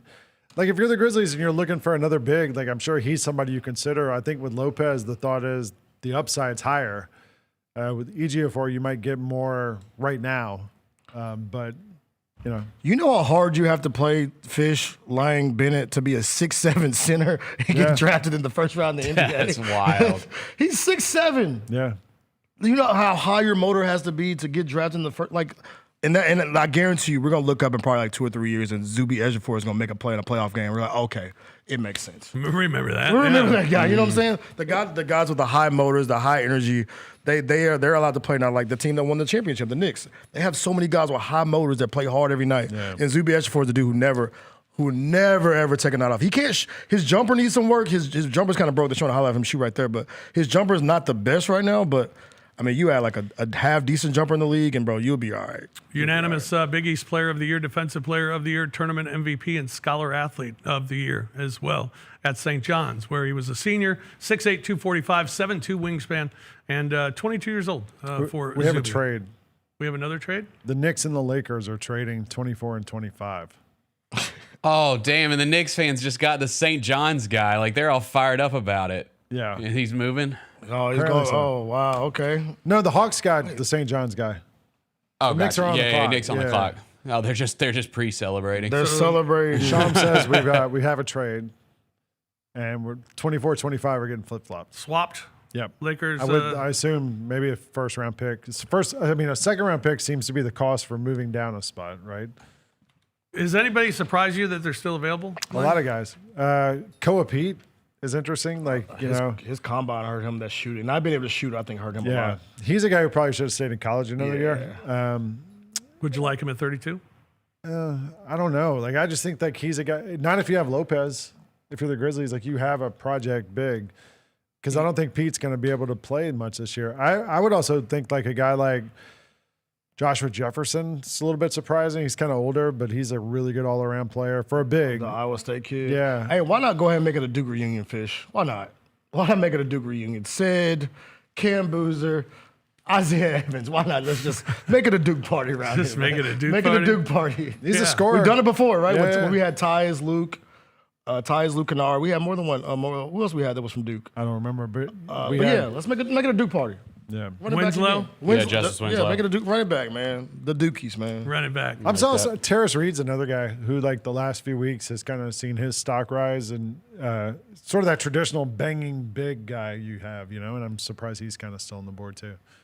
I don't know, like if the Knicks are trading this pick to the Lakers, who do the Lakers need? The Lakers need. I mean, it depends on what Braun does, right? He's coming back. They need a center. Need a center because AirPod 8 not gonna get it for you, bro. Maybe this is a Chris Cack. Chris Cack or Chris, because he's a rim runner. He's like a DeAndre Ayton type, but he's a project. Cack doesn't really shoot threes, so like he can just hang out in the paint, catch lobs. I'll take we got 30. You said 32 with the Grizz. I'll take Terrace Reed, the kid from UConn. Yeah, that's the one we talk about on our show all the time. How high energy, average a double-double in the NCAA tournament. Always the most consistent player on their team most of the time. He reminds me of Andre Drummond. Like when Drummond was younger. Yeah, when Drummond. Okay, before he got getting all the way. Andre Drummond. Yeah, look at Spike. Look at Spike just chilling, man. Spike Lee. Is he in charge of the Lawrence O'Brien Trophy now? It might be his day to have it. It's like the Stanley Cup. The tour. Shout out Spike, man. Legendary. Yeah, so the Knicks are on the clock, but that will be picked for the Los Angeles Lakers. And then in the Lakers slot in 25, New York will pick there. Lakers will pick for New York. So this just a swapped pick deal with the Knicks and the Lakers at 24 and 25. And then rounded out this first round, we'll have Denver and then Boston and then Brooklyn, who got a pick from Minnesota in the Julius Randle trade. And then Cleveland and Dallas to round out the first round of the NBA draft. And then, of course, we will have tomorrow, the Grizzlies will be picking early in the second round. Also with the 5 second-round picks that they've accumulated, we don't know where those are. Future second-round picks. So I don't know if that means tomorrow. That's the thing. I said we need some clarification. I pointed out to Bennett. The future could be tomorrow. Yeah, so a lot of second-round picks that the Grizzlies have. We just don't know when they have those picks. But as of now, they have 32 for tomorrow, but that would be it. The pick is in for the Knicks, and again, this is being made for the Los Angeles Lakers. Reportedly, that's right. It says it on the screen. Reported. Here at number 24. Maybe they go for Henry Visar. That isn't another big. He's a big. I mean, I don't know if he's not really athletic. You need someone to kind of anchor Luka, because you're looking for right? someone to have lobs. Yeah, just to play with Luka. Yeah, Luka. Cameron Carr. One guard. Played 2 years at Tennessee. Athletic guard, super athletic guard. I thought his stock was gonna go higher because he was one of those dudes Me in the too. combine that got to it in those scrimmage games. And the Baylor dudes typically, favorable in the first round, like just because of the system and the defensive ability by those guys. Had a hot start at Baylor this year, kind of cooled off as the season went along. Awesome offensive player. How about this? Only 25 college players have put up at least 18 points while shooting the same percentages as Carr. Doug McDermott, Buddy Hield, and Hubert Davis, and Cameron Carr. Okay, that's Pretty not good bad. thing. My favorite thing, you'll like this one. His dad was the runner-up in the 1997 dunk contest to Kobe Bryant. Chris Carr. How about that? How about that? Oh, God, we're old. Okay. You learn something new every day, B. Hey, that number 43, though, you got to change that, bro. That's one of the nastiest numbers in the NBA. Maybe that was all they had at Baylor. Yeah, but that's a nasty number, bro. 43 is a wicked number. You got to get that. You can't be a guard number 43, bro. But no, I like an athletic, bro. Get off the ground. Showed improving the combine. He's a crazy athlete. So if you're the Lakers, though, is this, another Dalton Connect? Like, what does he do for the Lakers? He's a 3-point marksman. Yeah, he could create his own shot because I know we know Luka's gonna have the ball in his hand, of course, but like you need another guy that's the draft combine where he showed out, but another guy that can get the ball off the bounce, can score off the bounce. Yeah. They don't have a lot of guys on the Lakers because Austin Reeves might be out of there, right? You need more guys that can score off the bounce other than Luka. If it's because Braun's kind of older, but Moravia. Come on, bro. Aren't you just kind of hoping that he's better than Connect? Yeah. Yeah, Connect been strapped to the bench for 2 years? Yep. He ain't been right since that trade didn't go through. Right. So yeah, you need another guy that can get his own bucket, especially if Austin Reeves is gonna walk and go get some money somewhere else. And that was in the reporting like a week ago or a couple weeks ago that Luka wants shooting around him, rebounding. So it makes sense here. Hey, look, 97 slam dunk contest. Oh, that's why he wore 43. Okay, Oh, pops. his dad wore it. Cool. Okay, respect. 43 still a weak number though. His mother was on the Timberwolves dance team. Oh, yeah. How about that? Got a lot of Timberwolves history there in Cameron Carr. All right, Cameron Carr going to the Los Angeles Lakers. Now the Lakers are on the clock to pick for the New York Knicks as the two teams swapped those picks. So New York will get a pick here at 25. Big for the Knicks, Terrace Reed. They got to find somebody to, like, after they kept happening in the finals when Cat would get in foul trouble. Then they couldn't put in Mitchell Robinson because he would get fouled, so he would shoot free throws. So what's his name? Huck Porty had to keep coming in to play. Huck Like Porty. they need somebody to be like that other big, and maybe Terrace Reed isn't fit for them. Because Mitch is gonna walk. Because Mitch is gonna get Yeah. paid somewhere else. Yeah. So Mitch is gonna walk somewhere. So you need just somebody to fill that void of that backup big that can really run the floor, rebound, catch lobs, do all the little stuff that you can't really emulate with the things that Mitchell Robinson does because he's kind of one of those like utility players. But There's reconfigured. The Lakers' war room does not look very excited. Yeah, they look like they want to take a nap. Blake is checking TikTok. Is he FaceTiming, bro? He's FaceTiming. Terrace Reed would be interesting. 6'10", 260, 7'4" wingspan. It kind of fits the mold of what we're talking about. He was so consistent, man. So consistent on the UConn team.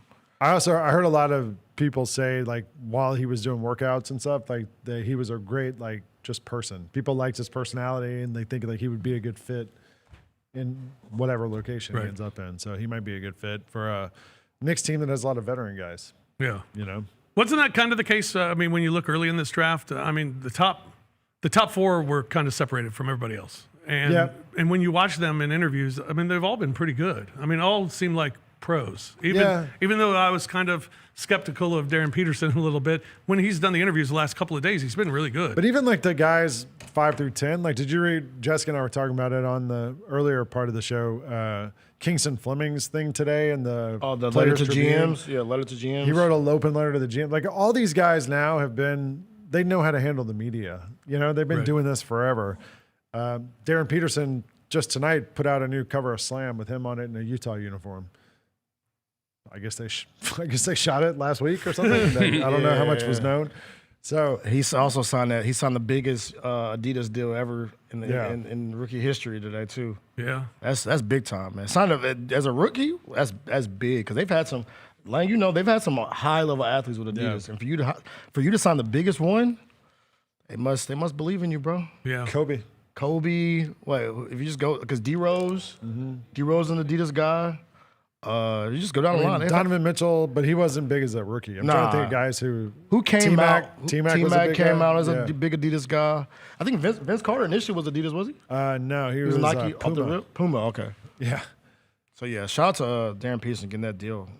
I will say, to the Cam Boozer front, you know I'm a big Nike guy. You see where he signed? Jordan. He's a Jordan guy, so.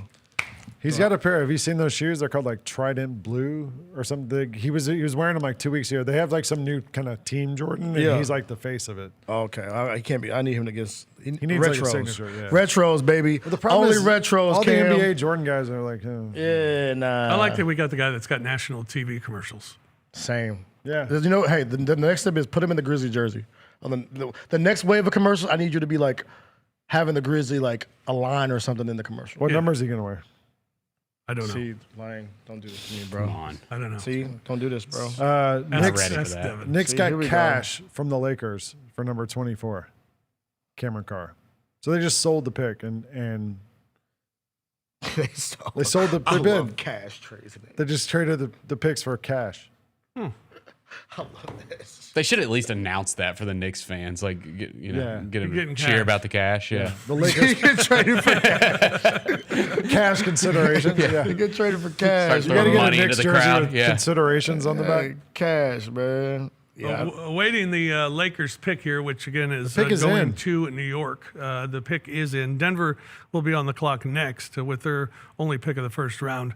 But the Knicks Lakers selecting here for New York on this next announcement from the commissioner. Cameron Carr going the pick earlier to the Lakers from New York. And now we await this pick. Pick's in. Let's go. Yeah. Yeah, the delay is crazy. Because I got a question for y'all, but I don't want to ask you now. Yeah, you get the pick might mess it up. Yeah. Don't want to ruin the pick. All right. Malika's done talking. We can go to the pick. This says the Knicks have saved minimal dollars moving back from 24 to 25. But they're close to the second apron, and Dailyn doesn't want to pay it. So here we go. All right. Lakers this is are on it. Lakers for the Knicks. This pick is for the Knicks. There's a lot of talking going on from Adam Silver. Yeah. He's trying to spin this for the Knicks fans so they don't go crazy. You don't want to get booed. Right. What is he talking about? Yeah. Earlier trade? There we go. He had to tell you the truth. There we go. There we go. Come on, Adam Silver. All right, here we go. Let's go, Lakers. Do something. Oh. Sergio Delaria. Delaria. That sounds like a So wrestler. this dude, I kind of thought the Grizzlies might take him at 32 and stash him in Spain. Was he a stasher? Well, maybe. He said recently that he'd be willing to wait another year. 6'6" dude who has apparently an awesome basketball IQ. He looks so young. How old is he? 19. Yeah, he looks so young. But he played for Valencia this year in Spain, shot 42% on threes, and he can actually, he's a point guard. He's like a real point guard. 6'6" point guard. Yeah. The new Ricky Rubio. He's just young. So if you're the Knicks, this is a guy who, if you're trying not to get up against the apron, you have his rights now. You can leave him in Spain for another year or two, let him get a little stronger, bigger. But he's really good. I thought he'd be a guy the Grizzlies would look at, especially already having Santi here. They actually went and got another Spanish speaker, Kareem Lopez. Put alongside Santi. Shout out to the Mexican community, bro. Welcome to Grizz Nation. That's right. Shout out to the Mexican community. My wife's going to be fired up. My wife's Hispanic. I can tell you right now, she's going to be excited. Yeah, we love it, man. We love it. I seen somebody just tag me in a video of him having some fun in the post-game interview. So I love Lopez? Yeah. They tagged me in a video of him having some fun with his team. So, yeah, he's going to be good vibes. We need some good vibes around here. Yeah. Sergio Dellaria played at Valencia, as Lang mentioned, 6'6", 205, 6'9" wingspan, 20-year-old. Tall playmaking guard with major feel and a knockdown jumper who thrives within team concepts. That means he's European. What's that? Okay. That's like code, the way, if we don't know anything about a guy, we say he moves well without the ball. Right. Yeah. That's the same thing. I was just about to say Thrives that. in the team concept. Yeah.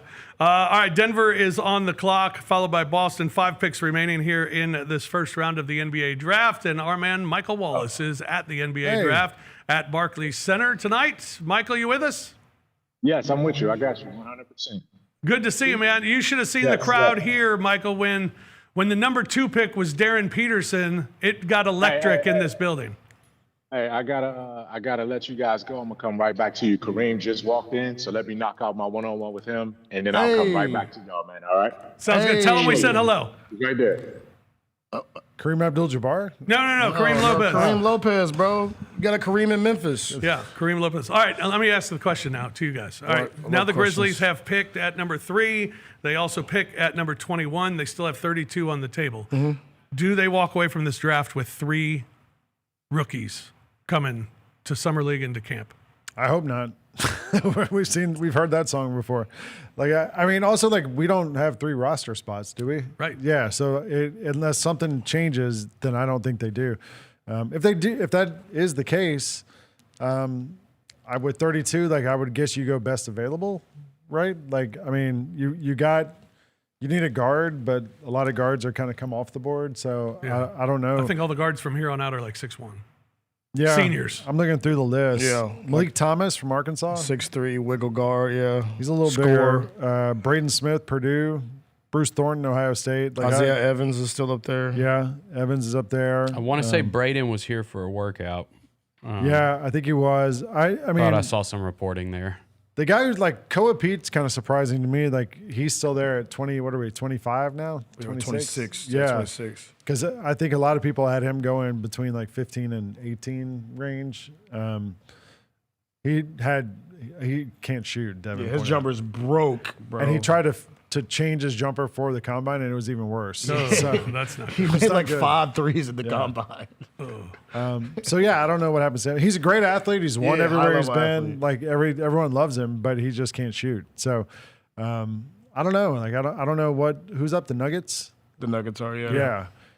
They kind of need everything. I would say with them, Gordon's been the guy who gets hurt all the time in the last couple of years. You need more. You need maybe a more reliable power forward or just more wing guys because Christian Brown hasn't really clicked that much. They keep trying to find those guys to be in between. Ever since Caldwell Pope left, they haven't really had that guy Yeah. Yeah. To answer your question, because I think you have so many. You have how many second-round picks? 1, 2?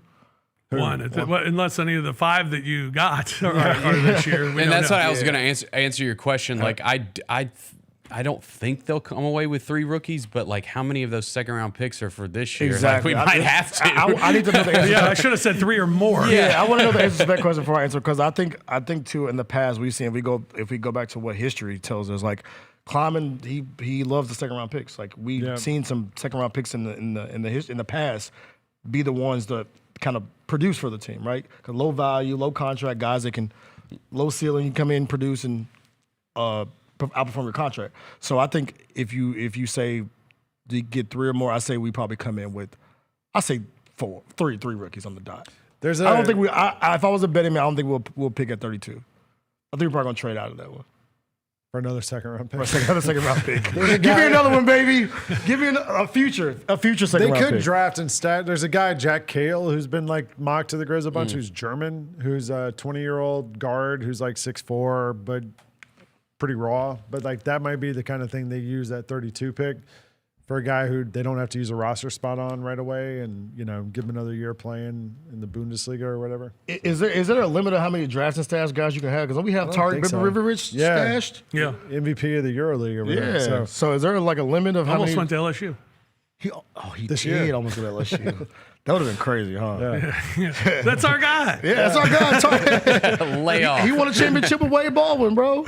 So shout out Tarek Biberovic. But so is it? Whoa, he threw that hat. He was not feeling that. He was not feeling that hat. My little homie. But yeah, so there's not a limit. I mean, I can see that happening. So you don't have to waste a roster spot, because if Jalen puts that depth chart up again, Darryn, there's not a lot of space. No, there's not a lot of space. And like you said, we've seen this story before of bringing in 4 or 5 rookies and. I mean, and it's hard decisions of guys that we like that may have to go. Yeah. Or two-way guys that may have to go. And, you just want to make sure that are these rookies better than these guys? I mean, you want them to be better, obviously. So, like you look at that, like you got some fat to trim. You got some fat to trim, man. Because what? It's 1, 2, 3, 4, 5. You got to make some moves. Oh, boy. I guess 3 picks added to that would be 17. Yeah, because he already added Kareem Lopez. Shout out to the people downstairs who already added Kareem to this. Shout out to y'all. But, yeah, it's a little crowded. Yeah. Okay, here we go. I'm going to predict Koa Pete either this pick or the next one to the Celtics. Koa Pete? Yeah. Denver's pick is in. Commissioner has taken to the podium. And Terrace Reed Jr. goes to Denver. Okay. Denver is trading this pick to the Spurs for number 35 and 2 future second-round picks. So the Spurs took Terrace Reed. Makes sense. We thought that they would try to get a big. Yeah. Yes. Like, high-level rebounder, bro. High-level rebounder. Like, he's like a Super Saiyan. Bennett saying take a break. Oh, never mind. I guess I'm not going to talk about keep going. It would have been faster if I just did that. No, I was trying to signal threw fish. Me off. I'm like, what is happening? Sorry. Hand motions. Oh no, high level rebound, like a kind of like a young. I know since they won a championship, everybody does the Mitch Robinson thing, right? But yeah, high motor, high energy, above the rim finisher. Like we talked about it before. Like he's probably the most consistent UConn Husky. On that team, he's kind of like the tone setter for UConn every night. He was good. He was really good. I like that he looks like an old man. Yeah, he already been like a 10-year vet, right? He looks like a 10-year NBA vet. And so, like you said, the Spurs got him. So of course, he's gonna be. Awesome. Him and Jaden Quaintance, they wanted to shore up that backcourt to kind of spell Wemby some minutes. They don't have any bigs. Ben and I were talking about it in the other room. Like after Wemby, who was it? Luke Cornett, and then they had all those guys that couldn't even play in the finals, from Kelly Olynyk to Bismack Biyombo. Like they needed something that actually is useful. Yeah. So they have that now. So look, they added they've already added Jaden Quaintance. Like you said, Wemby was exhausted in the NBA Finals at some points. He was exhausted. I don't know if Quaintance is going to play the first half of the year. Give him 12 minutes, 15 minutes. He played 4 games all last season. Right. You know, like his knee, and there's been a lot of red flags on him from teams the last 2 weeks where they're like, maybe he's not as close back as he thinks. Even the highlights of him working out, if you watch that, like he jumps and lands on the same leg on every shot, every single shot. So he still clearly feels something there. But if he can get healthy, like Quaintance was incredible as a rookie at Arizona State. Yeah. You know, freshman, I'm sorry. Freakish athlete. Yeah. So, but I think that I'd circle that Bismack Biyombo and some of those names. What is a Harrison Ingram, Rob Fisher? I don't know. I thought it was Harrison Barnes. Yeah. He's on small He's a small forward. What is a Harrison Ingram? Emmanuel Miller? A DNP. Look at this. Coach's decision. Look at this. Coach's decision. Permanent DNP. Yeah, pretty much. All right, let's take a break here on our draft coverage here tonight on Grind City Media. Thanks for being with us. We got more to come to round out the first round of the NBA draft. We'll do that when we return here on Grind City Media. In the past 3 seasons, the Grizzlies have had 4 all-rookie team members despite never picking in the top 8, and with 2 of those selections coming outside of the top 38. Cedric Coward, obviously, from the 2025 draft. Zach Edey, Jalen Wells from the 2024 draft. Gigi Jackson from the 2023 draft, which means literally every one of them exceeded as rookies expectations relative to where they were selected in their drafts. The Gary Parrish Show, live on weekdays at 10 a.m. on YouTube at Grind City Media and the official Grind City Media app. Stay on top of everything happening in the 901, the Mid-South, and beyond with Grind City Media's e-newsletter, bringing all the news and notes directly to your inbox. Lang's World, always by Lang Whitaker, touches on the biggest stories in the world of sports and pop culture, while Michael Wallace's Grizzlies Insider brings you all the latest coverage and analysis around the Grizzlies and NBA. Don't miss a thing. Stay connected to the conversation and sign up to download the lowdown today at grindcitymedia.com.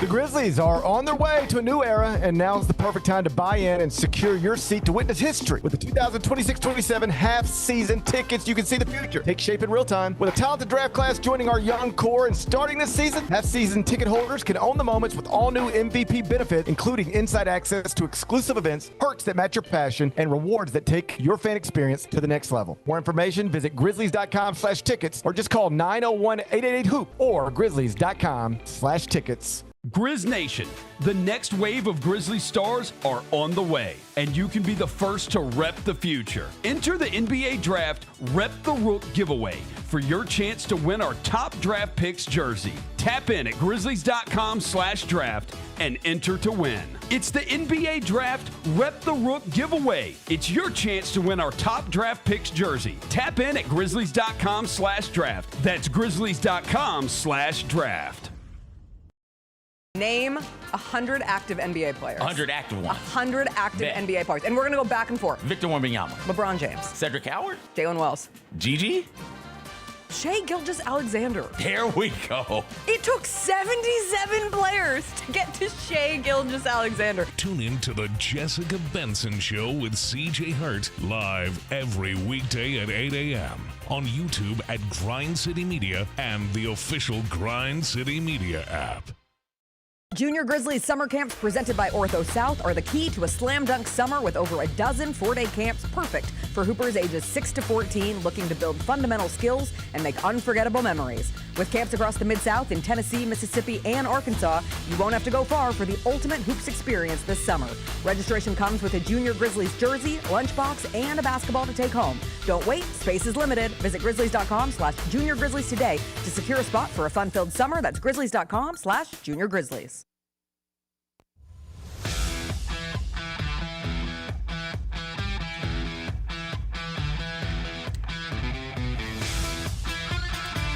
Take your seat at the heart of Grizz Nation with a 2026-27 season ticket membership. You can experience all the action of the Grizzlies season with the best ticket prices, exclusive benefits, and access reserved for the most loyal fans. Be a part of what's next to be there for every towel-waving moment to come. Visit grizzlies.com/season tickets to see the full list of pricing, perks, and benefits and become an MVP today. Welcome back, everyone. It's our draft coverage, our 2026 NBA draft coverage brought to you by Southland Casino Hotel. We have just a few picks left because Chris Cack Jr. was just selected by the Boston Celtics. Yeah. What do we know about him? Big guy who, there's some questions. He's really big. Not much of a stretch, though. He didn't really even, I think he took something like 53-point shots, average like one a game. But the question with him is 6'11", great rebounder. I think he finished with 16 block shots for the season. So not really a rim protector, but great rebounder. And the Celtics seem to shoot so many three-pointers. Feels like they're trying to get off that a little bit. Maybe he's a guy who gives you a little more interior presence, but a lot of people think he's a year or so away from like being that much of an impact player for the Celtics, for anybody in the NBA. But he played with Kingston Flemings on that team that was a 2 seed in the NCAA tournament this year. But I don't know. I think he was a guy, right, Bennett, that Gary had as a guy who might have should have gone back to school for another Yes. year? Yeah. And could have been did say had that. a lottery aspirations going into college, and maybe he would have worked his way back into it. But Well, next year's lottery, you and I might be lottery players, like the that's way true. it's looking. So. Yeah, shout out Elijah Arenas.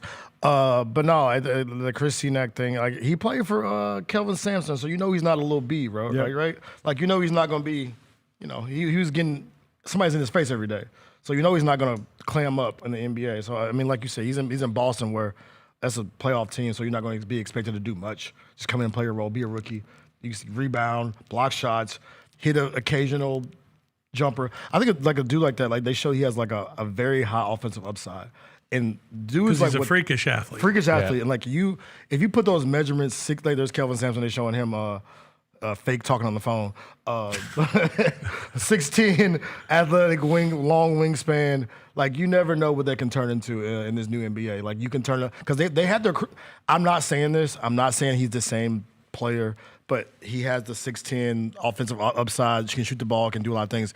Like Kristaps Porzingis with the Celtics. Not quite him, but like he has those same like can do the things he can do, but not 7'4". But like. I mean, like you said, if we look at him 3 years, he's a productive player. I won't be shocked because he was a top 15, top 10 player. He was pretty out of high school. Yeah, he was. So he got the goods. He was a McDonald's All-American and, Yeah. and from Louisiana, actually, from right around the corner. But he had some like inconsistency this year at Houston. Like the Athletic pointed out, he had a 17.14 rebound game against Kansas. The next day against Arizona, he had 5 points, 4 rebounds, and fouled out. So like fouling was a major problem. Yeah. So I think, but that's like to me, that's as much as immaturity as anything else. And a guy like Cack is, how old is he? 19. We know a guy that used to be like that. Yeah. What's his Sure. name? Jaren Jackson Jr. Right? Like we know a guy who had, for 3 years of his. I mean, for every year, 6 years of his career. This year, it was a problem. Like, yo, can you stop hacking, bro? Can you stop hacking? So, I mean, you can eventually, hopefully, you can work that out. But yeah, I mean, like it's the Celtics, man. They usually make good picks. That's why I think it's a good landing spot for him, just because like they've done a good job. I mean, dude, I thought Luka Garza wasn't gonna be an NBA player. He gets in Boston, he turns into something. So they clearly can develop like these changed guys. his body too. Like that's Garza, right. like, He did. A lot of that's on him too. Of course, you give him the credit, but I think it's a good spot for Cack. I'm really interested to see like on this backside of this like first round, like these players. Because there's a lot of players that are in college basketball. They already made a lot of money, right? Yep. You're in the NIL era. You already got a lot of money in your pocket already. Your dream comes true. You being in the NBA. How much are you kind of encouraged to keep getting better? You know what I'm saying? Like, is it because it's on you now, right? You got the bag, you got the money. I'm always interested in this new era of like college players being drafted. It's like, how much are you motivated to becoming that, getting to that next level? Because you got the money now. Like Koa Pete could have gone back to Arizona. Yeah. And made good money. Made $5 million this season. And worked on his jump shot and been the man. And heck, he could have played 2 more years at Arizona. Whereas now, like he's going to be if at a best case scenario, a late first round pick. So you'll get a 4-year deal for $7 million. Yeah, something like that. you might like the same amount of money in the G League, the NBA. Than I mean, but at the college. same time, like I've talked to NBA agents in the past who are like, always take the money. You never know what's going to, maybe you walk across the street tomorrow and twist your ankle or whatever. Like you always take the money. So I think for a guy like Koa Pete, a guy like, who are some of these, Malik Thomas from Arkansas, like if you're one of these guys who's like a tweener, Isaiah Evans from Duke, you're like, all right, I'm just gonna go for it and hope I get picked and hope I get this guaranteed contract at the bottom of the first round. You're betting on yourself. But I think maybe the better bet on yourself for some of these guys is staying in school another year. Yeah. And that's where we've come on this first night of the draft. We're at the point now where you're going to see a lot of seniors, you're going to see a lot of kind of tweeners in size. Yeah. And now it just comes down to, all right, these are harder picks to make. I mean, you got to make sure you get the right guy. And some of them, but the Grizzlies in the past have done it. Yeah, some of them can be shifters. Like these backside, like y'all been around the draft for a long time. Like some of these backside picks can be guys that can take your team from a first round team to a conference finals team, right? Yeah. So you can say you make the right pick, you never know what can happen. So that's why I'm always encouraged by these backside picks, like for both reasons of whether or not you're motivated and because they can be the guys that can shift playoff series. Like they can make plays and you're like, oh, that's the guy that got drafted in the backside of the first round. Yeah. I remember him. So yeah, I'm looking forward to see some of these guys come off the board. Josh Jefferson, who was an amazing college player, is Best Played 4 available. years, right? Yeah, Iowa 4 State, years. yeah. Got hurt in the tournament, twisted his ankle. They could have made a run, I think, if he would have stayed healthy. Some people said he's the best passer in the draft, which is crazy because he's big. He's like I hate doing Carlos Williamson wasn't much of a passer. He's more athletic. He's a below the rim. I hate doing the Draymond thing. Give me another guy. Janai Broom.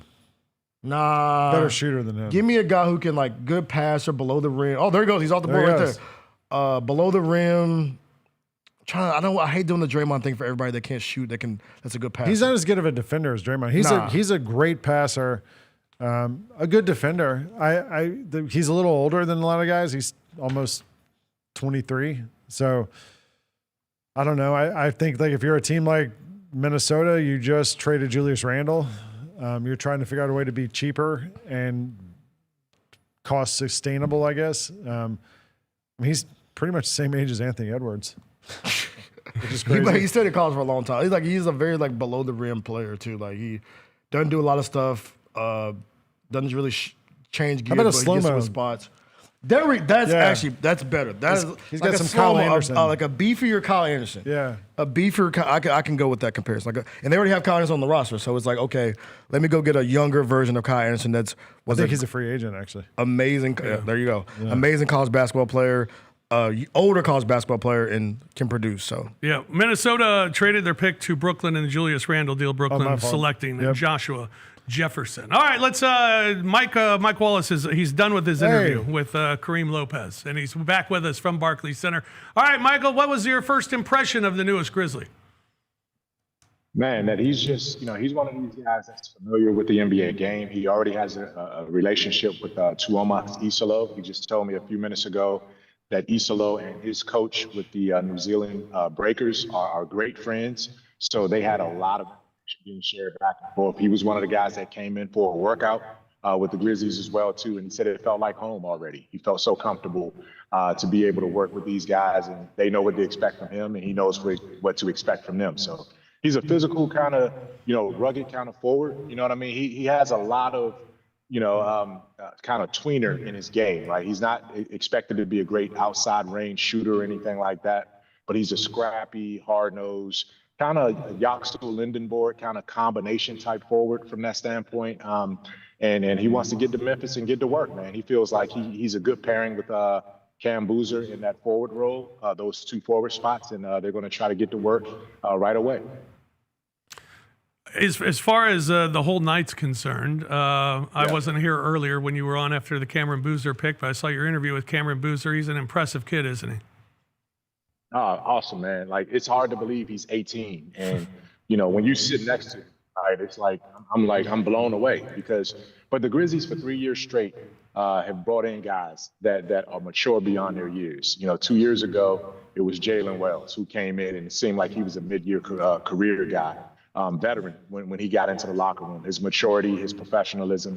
And then we saw it with Cedric Calvert coming right in after that. And Cedric literally just left the building. I mean, he's been he stayed here for 2 more hours than he was obligated to in his role with the NBA as a correspondent for the draft. And, for him to want to be around, to want to be in the building when Kareem got here and when the trades all settled from that standpoint, that says a lot about Cedric. And then Kareem comes in, and Cam both come in with that same kind of maturity, not soft-spoken, but just more quiet and all about the work. And you see that those guys kind of are cut from the same cloth or a similar cloth. And that's just to get to Memphis, get to work, and, start building this team moving forward. Mike, I forgot that earlier this year, GM Zach Kleiman was spotted in New Zealand watching Kareem Lopez play. So maybe we should have known there was some interest there, mutual interest on both sides. But to get Kareem Lopez, the Grizzlies moved down 5 spots in that first round and picked up 5 second-round picks. Still have a second-round pick tomorrow night. Have you heard anything or have any feel for, is that pick getting used, or what do we do with all these new second-round picks? Yeah, I will be shocked if any more than 2 of those second rounders are used tomorrow. So you're looking at the 32, and maybe one of the 5 that just came in is going to be used tomorrow from that standpoint. So these are also assets that you can trade. I mean, you see what happens in the league where, second round picks are valued because they're not guaranteed contracts. They're not guaranteed roster spots, but you can use them to help a team unload a player that you can value. You know, we just saw Oklahoma City, send a guy to Atlanta, for 2 second-round picks. And it was one of those situations where it helped them keep their books and their rosters in the right spot. So there's some value in these second-round picks. The Grizzlies certainly stockpiled. They came into tonight with 13 first-round picks over the next 7 years, and now they walked out of tonight with 5 more second-round picks that they can add to their stash already as well. Mike, you saw Kareem get really emotional on the broadcast because he was the first Mexican-born player to be drafted in the first round. Do you kind of get a sense that he felt the burden of felt the relief of being that when you talked to him? Yeah, I just talked to him, and that was the first question I asked him. And I said, look, we saw you, get emotional. You almost struggled to find your words. So I won't ask you to sort of repeat that. I know how emotional it is for you. But what I will ask you, and what I want to know is, what did it feel like to have an entire nation behind you like this? You're coming into the NBA. You're coming down to Memphis with an entire nation, an entire country pulling for you. And that's going to help the Grizzlies brand. That's going to help your brand. And he said, listen, man, it means the world to him. Because, when he grew up, and came into the game, he's been a professional since he was 14 years old. He played all over the world. So he understands how important the international brand is to him, to his family, and to represent that is going to be important as he takes the next steps. I also said, you're coming to a city that has welcomed and embraced international players, with the Gasol brothers. With Yuki Kawamura, you know what I mean? From guys that have played, Yuta Watanabe, the guys that have come in from Canada, Santi as well, guys that have come in from Canada, all throughout the world from that standpoint, and even last year, they've had guys sprinkled in France. So it's one of those things that he felt a comfort zone with, and that's why he was so excited to come to the Grizzlies. And he'll have a message for you guys and for the rest of Grizz Nation pretty shortly as well, too. Are you surprised, or do you even expect it anymore that we walk away with 3 or 4 bodies out of this draft? Is that too many? That's too many. I think we'll walk away with 2 from that standpoint. We'll see what happens with the second rounders tomorrow. But the Grizzlies are also right now they're in a roster crunch. You can bring in 3. Because obviously, with the attrition of guys going out, you have the opportunity to bring in a couple of guys, but you've already heard the reports, that KCP, Kentavious Caldwell-Pope is opting in to his deal for next year. So you still have some attrition to go there. Unfortunately, and I say this, unfortunately, you gain a roster spot because of the tragedy with Brandon Clark. So that gives you a little bit of wiggle room. And, you have some guys that are on non-guaranteed contracts moving into next year, too. But bringing in 3 rookies might be a bit much. I know that they'll bring in at least these 2 that they picked up today in the first round, and we'll see what the second round brings tomorrow. Who were the winners? I mean, it feels like you can have a lot of them because there are a lot of good players. Yeah, I mean, when you look at the teams that had multiple picks in the first round, the Grizzlies are right there.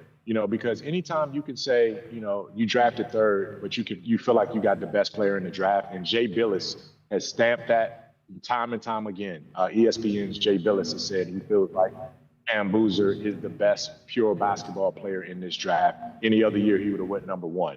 If you get number 1 if you get number 3, but you get number 1 value, and you add in 5 second-round picks to restock your future war chest, and you pick up the first Mexican-born player ever in NBA history to be drafted in the first round, you're right there at the top. But I also really, really, really like what Golden State did by bringing in, Yaxel Lendeborg. I like the Aday pickup for Oklahoma City. I don't think a lot of people saw that one coming from that standpoint. Oklahoma City also had 2 first-round picks. And Chicago did really, really well with what they did in the first round as well, too. So I think, those teams fared well, and I think they're going to get better. So I would start it from there. I haven't really reviewed the entire board yet because we've been scrambling, trying to keep up with they came through. But those 3 teams are 3 teams that stand out to me in terms of what they executed and what they did. Mike, they brought up on the broadcast about the Grizzlies' needs are like a lead guard and another center, right? But you get a Cam Boozer, you get 2 guys. Do you think they'll address those needs in these next couple of days, or will they kind of wait until free agency to really kind of address those situations when it comes forward? No, that's a great question right there. And as you guys put the graphic up and we see it right there, until that point guard, Ja Morant issue is resolved, it's going to be hard to know where it goes from here. Is there a path to reconciliation where you answer that question with who you already have on the roster, whether it's Ja Morant or whether you say, okay, let's go ahead and load up with Ty Jerome, Scottie Pippen Jr., Javon Small, and Walter Clayton. You have options there. And maybe the Grizzlies felt like they have enough at that position to really lean into it without having to go get another young 18, 19, 20, 21-year-old young guard who might not be able to beat out some of those guys on that depth chart as we're looking at right there. So those are some questions that the Grizzlies will have to answer. They didn't address the guard position. They had opportunities to, and then the Ja Morant piece of it all is going to be the next piece of business that they have to bring to a head and get a resolution on one way or another. That can't drag much longer moving forward. Yeah, I was going to say hopefully soon that is done. Michael, great job tonight. We appreciate your hard work, and we'll talk to you again tomorrow. Thanks, man. Absolutely, guys. Take care, man. Y'all Get your new shirt, Mike. Hey. Hey, don't let him clown that GCM polo, He had man. some luggage problems. Oh, he did. Look at the business where he is. Yeah, no, Mike lost some luggage. Trying to be a team He player here. doesn't wear the same shirt twice. Yeah. Look, bro, I put Turn it respect on inside him, out, bro. man. I believe we're going to have Mike's interview with Kareem here in just a second. All right, here's what's happened in the draft. Last we left, it was Brooklyn selecting Joshua Jefferson. Sacramento moved with Cleveland for 29. Sacramento getting the pick. They got Alex Caravan. And then Dallas trading with Phoenix for the 30th pick. So Phoenix gets Koa Pete with that 30th pick. Wow. So that's Phoenix's pick. Yeah. Yes. Kid from Arizona, played high school in Arizona, played at University of Arizona. So now he gets to stay in Arizona. I mean, for the Suns, I guess it's like a chance to like keep a guy at home and see if we can fix his jump shot. I mean, maybe he's like 6'7", a great athlete. Maybe you say, hey, Dylan Brooks, teach this guy how to be a defender. Teach this guy how to be a professional. If he can shoot, great. If not, we got Devin Booker next to you. Yeah, I thought you were going to say have Devin Dylan will shoot Dylan have him show him how to shoot. We don't need that. That ball might fly then, bro. I will say I'll get like he did not shoot well at the combat, but we've seen guys in the NBA. They come in the if you really want to work on your shot, you can learn how to shoot it, but you can shoot it. Like, I mean, I'm not comparing him to this player, just the shooting ability. When Kawhi Leonard came out of college, they thought his jumper was broke, right? And now he's an efficient three-point shooter. So your jumper can be fixed in the NBA, but those combine numbers just, oh boy, he had like 4 or 5 threes, and I'm like, oh boy. But no, I mean, Koa Pete, look, long athlete. He got to slim down a little bit. He look a little beefy in some of these highlights. All right. Kind of David Roddy-ish. Yeah. You got to slim down, my dog. Lang, who's the best available heading into tomorrow? I don't know. I'm looking at some of these boards. Isaiah Evans is still out there, right? Or did he get picked? No, he's out there. Henry Visar from UNC, and maybe like closer to home, Malik Thomas, Arkansas. Yeah, I think that Malik Thomas kid is going to be so incredible athlete, but a little questionable with his shot selection sometimes. For me, Malik Thomas is one of those. I think we're going to see him be picked tomorrow, and we're going to look up and we're going to be like, oh, he's because I watched him play in the SEC tournament or throughout the season, even when Darius Acuff, who was picked in the top 10, when he got hurt or he wasn't able to handle the ball. Malik Thomas dropped 30+ in multiple games for Arkansas. So he's capable of being a guy with the ball, putting the ball in his hands, can score the ball. He reminds me of I compared on our show, it's like a Super Saiyan Malik Monk. He's one of those kind of guards, like one of those kind of players. So worst shot selection. He get him up now. Yeah. He's probably my best player left on my best player going to round 2. Do you like him for us? Oh yeah. I love the way he plays. He is like a guard that can wiggle a little bit, can shoot the ball. He can get his own shot, athletic, long arms, but I like him. All right, well, the Grizzlies had 2 spots in the first round. At number 3, getting Cameron Boozer. And then at number 21, after moving down 5 spots, the Grizzlies select Kareem Lopez. Michael had a chance to visit with Kareem moments ago. All right, Grizz fans, we have another new member of the Memphis Grizzlies ready to embrace you because I know you guys are ready to embrace Kareem Lopez. Kareem, this has been a remarkable night. Obviously, it's a dream come true type night for a lot of the prospects that have come through this draft. For you, this is a special, unique journey, being the first Mexican-born NBA player selected in the first round. I know you got emotional on the stage when they talked about that, but now that you've had a couple moments to process that, what does that mean to you and your family to have a nation behind you that way? It means a lot. It's a great opportunity. It's something, that I don't take for granted. I really take with pride, representing all those people and just, making them proud. How much have you, studied the NBA? I mean, you've been a professional since you were 14 years old, so that's a long time to be playing against grown men. But how much have you learned about the NBA? How much have you known about the NBA from afar that makes you ready to jump into this team environment right here with Memphis? Yeah, I love the NBA. I've watched it my whole life, honestly, especially I feel like the last couple of years, I've been studying it more, not just, watching like a fan, but actually, trying to learn from it a bit more than before. And yeah, I mean, I know the Grizzlies, how they like to play. It's a pretty similar style to what I played last year with the Breakers in New Zealand. So, I feel like I'm ready to contribute right away. There have been some connections between the Grizzlies and the New Zealand Breakers as well from some of the administrators that have worked in Memphis and have worked in the Australian-New Zealand League. You also had an international flair with the Gasol brothers playing in Memphis. We've had, other guys from different international. Coach Tuomas Isolo obviously has an international flair as well with him as well, too. How much is that going to create a comfort zone for you to come in and be with people who have played internationally and understand the international concept? Yeah, I think it's great. I think it's great for me. Like I said, Coach, he's a good friend with, my coach over there in New Zealand, right? So, I already, I got a sense for what it is. Obviously, gotta go out there and put in the work, but I feel, confident that, I'm ready for it. And yeah, I mean, it's definitely great. All right, Grizz fans want you to come in and put in that work. This is a community and a franchise that predicates itself on development and putting in the work. Just describe to our fans what kind of player they're getting and what kind of teammate they're going to get when you come to Memphis.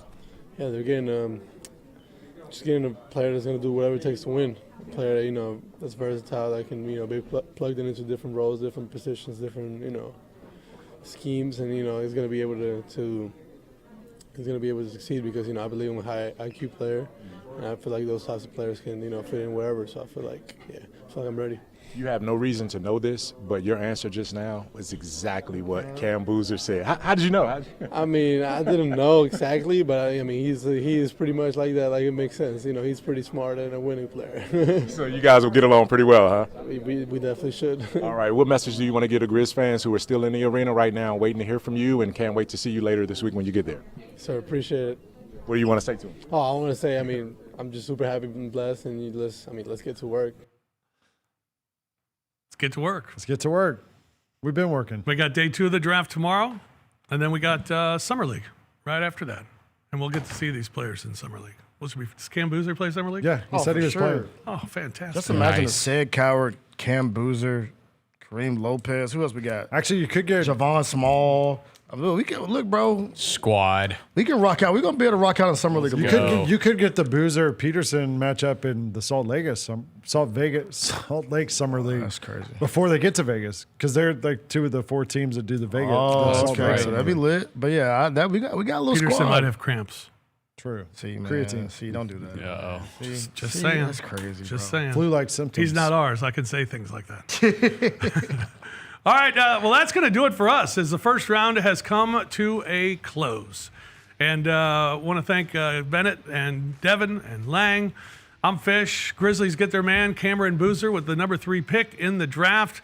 And then they get Kareem Lopez at number 21 as well from the New Zealand Breakers. And you just saw an interview with him and Mikel. We'll have the draft all covered tomorrow, starting with Jessica Benson in the morning at 8 o'clock. And then, of course, with Gary at 10 and Chris Vernon at noon. Plus, we'll have more draft coverage as the second round gets underway tomorrow night. For the fellas, I'm Fish. Thanks for joining us, everybody. And go Grizz.